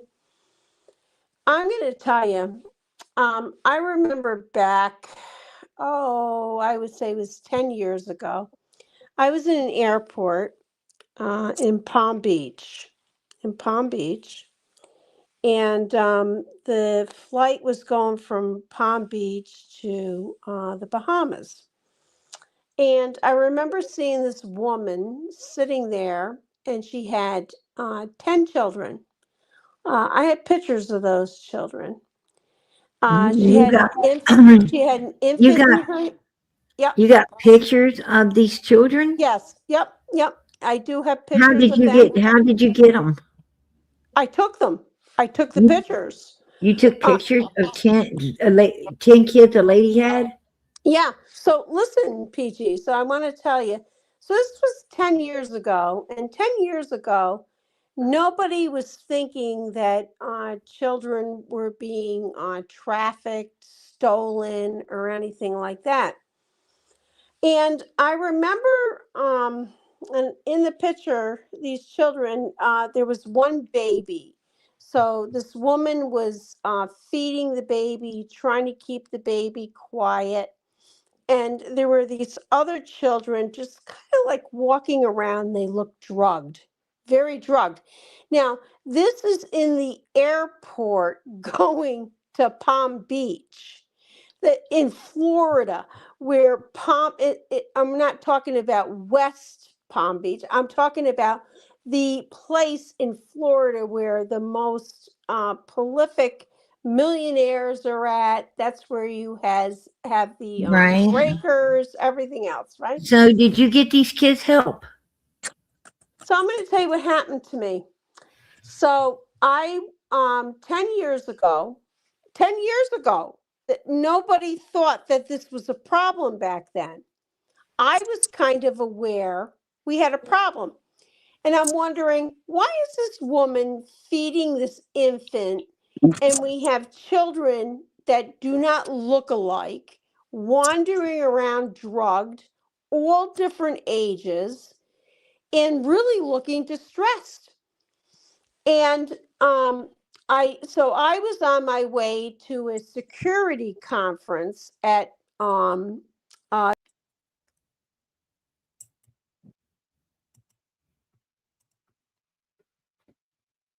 Hello? She just got this steel toe boot. Like, what the fuck? What Again, what the hell was that about?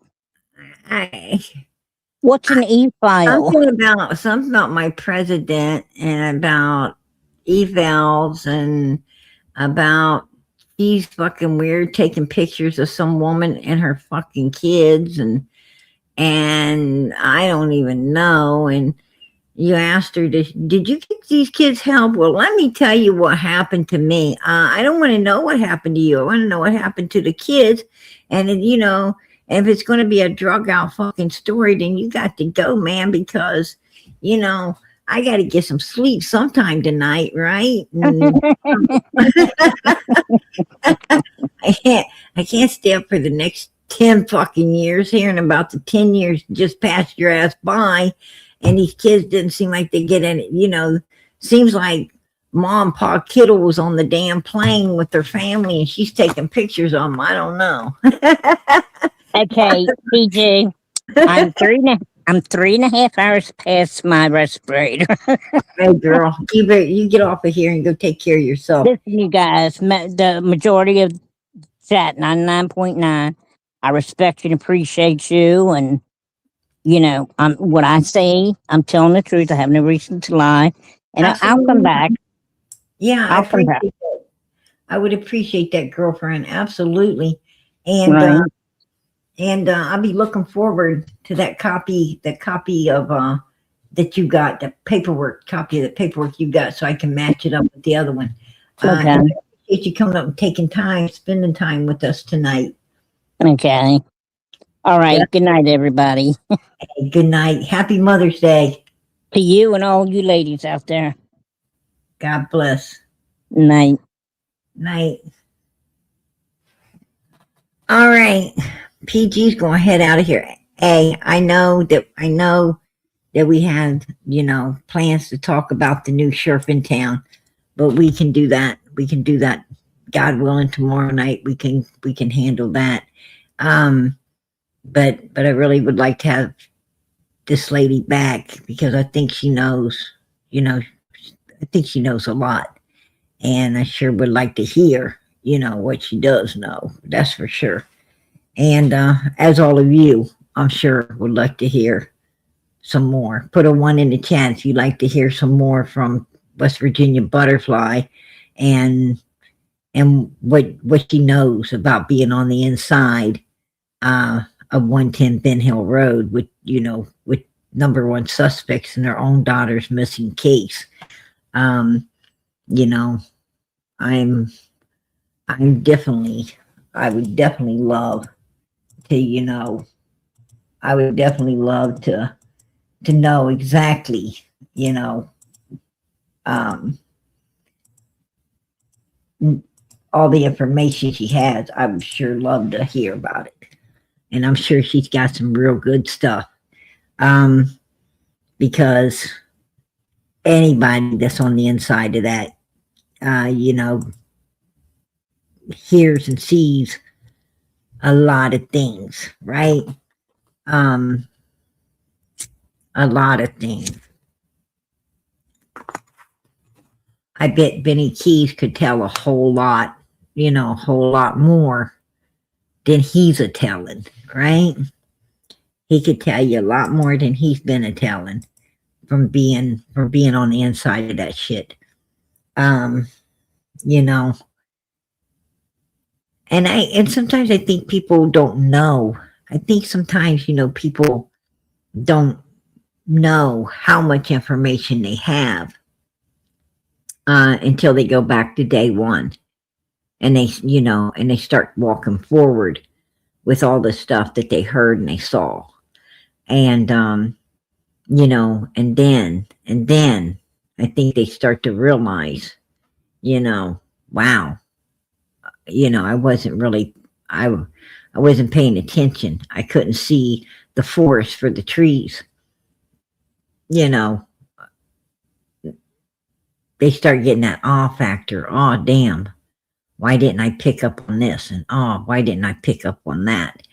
And, and I think Benny, I think Benny has some of that brain fog, because when you're, you don't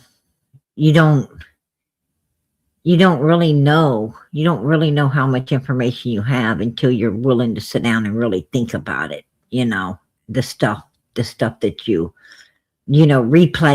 replay it in your head. And then you're able to see all the signs that you missed, right? While you was there, you all those signs that you missed, finally, start kicking in, and you'd be like, damn, but that's the way it is. It creeps up on you, a little conversation here, a little conversation there, and you kind of throw those conversations back for the new ones, and that one back for some more, and you don't realize how much information you lost until you go back there to retrieve it. And hopefully Vicky's able to go back and look over some of the things and refresh your memory on some of the stuff, and I bet there's quite a bit that, and that's what that's what Shadow is doing. Shadow is trying to piece it all together as well. And I know how that is. A lot of people lose information. A lot of people, because you're talking to these people a lot, a lot of people lose information. The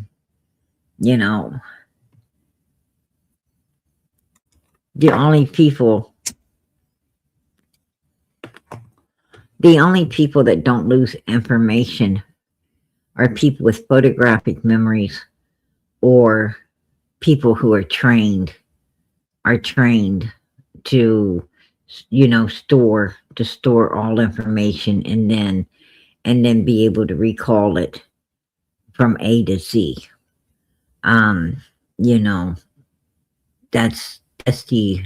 But for the general public out there, they usually lose a lot of information, and only a certain amount gets stored. If you're going off the mental capacity, not writing it down, you lose quite a bit.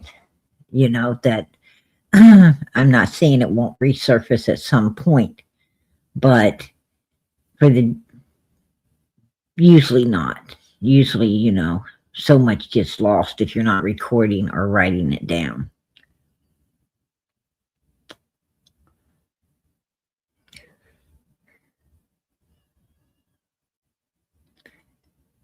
Yeah, exactly, Italian Cookie, right? Exactly. Man, I'm going to tell you something. Summer's Case is like a scary freaking movie, right, you guys? It is really like one of those thrillers, I'm not talking about, like it's one of those real fucking creepy, backwooded, suspense, those damn suspense movies that, that just creep up on you second by second as you're watching it. And,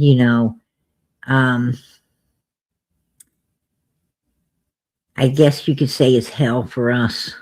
It's hell for us knowing what kind of hell those children lived in. That's what they lived in. Those kids lived that freaking movie. They lived that scary fucking thriller movie that just keeps you glued to the TV with suspense of what's going to fucking happen next.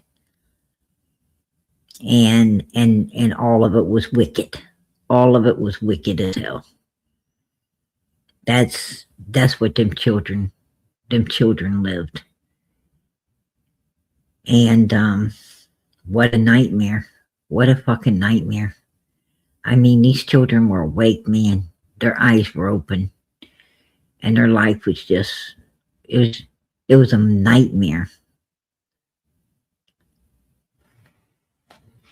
No child should ever have to live like that. No child. Unbelievable. Unbelievable. I'm going to tell you something. God gave you those babies. God gifted. A child is a gift from God. He gave you that baby to love and protect, to cherish. He gave you that little baby to watch over. You're that baby's angel. You are that baby's angel on earth. God gave that child to you to feed and take care of. God gave that child to you so you won't be alone in this world. He gave that little child to you so you would know what real love is. Unconditional. No strings attached. Love truly is. He gave you that child not so you could mold it into what you want. He gave you that child so that child can mold itself into what it wants to be in life. That child is his own person. Those 4 children up on Ben Hill Road was their own person. Don and Candace had no rights trying to mold those children into what the fuck they wanted. They had no right grooming them kids the way they wanted to groom them. The only fucking right they had was to watch over those kids the way God intended for us to watch over our children, and to let those children grow into what they wanted to grow into. And you were supposed to support those children's dreams. And you were supposed to let them be their own person. And you weren't supposed to do a damn thing to fucking destroy their childhood in any way. You were supposed to protect their childhood so they could have a real childhood and a teenhood and a normal young adulthood and be normal adults in the future. You were supposed to keep people from fucking doing exactly what they did to their own kids. Who the fuck does that? I don't know. I don't know. But there's probably a special place in hell for fucking people that do. That's all I can say. And it sickens the fuck out of me. A child ain't a piece of Play-Doh. A child ain't fucking putty that you just mold and shape.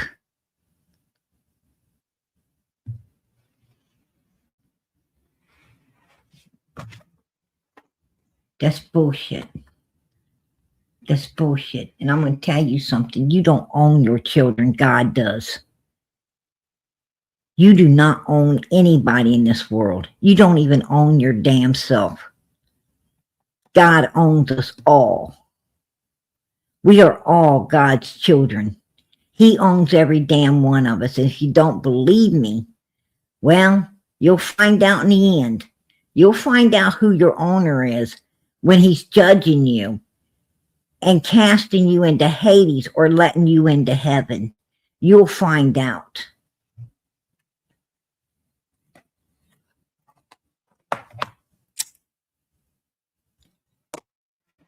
You'll find out if you work for the right person or the damn wrong one. And I think the Wells, they've worked for the wrong one.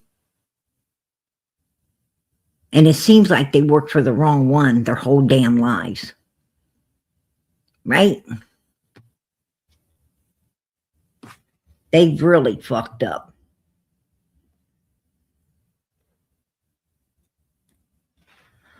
There's a big difference between worshiping God and using God. And a lot of people use God. A lot of people, praise the Lord, hallelujah. Let me get my foot in your door and mess you over. Let me act like a Christian when I ain't. That's what the Wells are. That's what the Wells are right there. That's what Dom Wells is. Dom Wells is a big fucking wolf in sheep's clothing. Trust and believe that.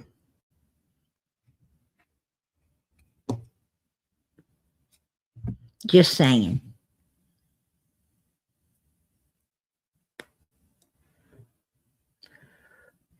And Candace, she's just a big fucking Norman Rockwell painting of an old hobo on the fucking bench. I mean, she don't waste no words. Even the people in church knows that Candace ain't there to hear the word of God. Candace is laying there like an old mother freaking hobo, stretched out on a freaking pew instead of a bench, sleeping.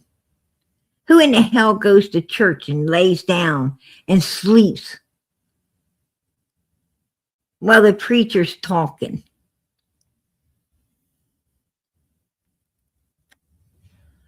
Keep your ass at home. If you're that damn tired, keep your ass at home and stay in bed. I think God would have more respect for you if you stayed home in bed instead of going to church and laying yourself out on his pew, not hearing one word of what he has to say.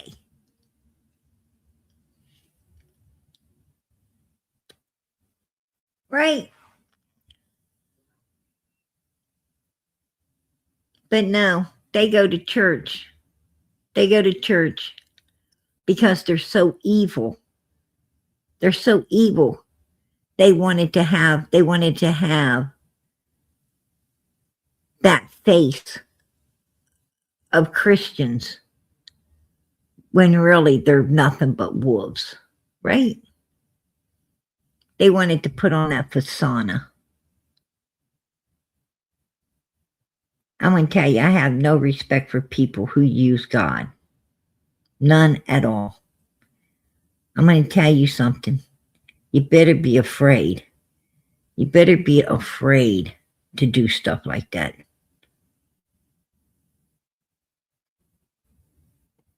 I'd be scared. I'd be scared. God don't play. God don't play. It's one thing, you know, if you really worship God, you want everybody to be worshiping. You really love God, you want everybody to love God. If you're really a true Christian, you want everybody to be one. And you're willing to tell them how to get there. You're willing to share what it is to be one. You're not holding back, acting like it's some type of secret, you know, not wanting everybody else to be one because you want to act like you're one yourself. And that's what you're doing, acting. Because a real Christian, they're going to tell you, they're going to share with you how great it is to have God in your life. They're going to tell you exactly what it feels like, how to get it if you want it. They're going to hold nothing back from you because they want everybody to be in heaven, not somebody. Be careful. Be careful of those wolves in sheep's clothing. I'm going to tell you about a real Christian. They'll take the Bible out of their hands. They'll take their own Bible out of their hands and give it to you. They'll give you the Word of God, and they'll go find a new Bible to start reading. They'll give you the one they've done almost wore out, the one that's so precious to them. They'll hand it to you. That's a real Christian right there. God be with us all. Amen. I'm getting out of here, you guys, but as I go out tonight, please do PG a favor. Send up those hearts. Send those hearts up for these missing children. Let all of these missing children know how much you love them, how much you care about them, and how much you support them as we go out of here tonight. I would appreciate that. And keep those prayers going up for Summer Moon, Utah Wells. Keep them going up for Sebastian. Keep them going up for Michael, Jack and Lily, Nancy, and little Manuel, who ain't been found yet, and Genesis as well. So many, men. And I just pray to God they're all found. And the truth of their stories come out. They get to lay to rest where their loved ones know where they are, where we know where they are. We know what happened. And everybody can get closure. And I like to pray that no more people end up like they did. I pray that those people out there needing help get all the help they need to keep from these things happening to them, especially little children and older people. But I pray for everyone because no one deserves to end up the way these children, Nancy, and others end up out there.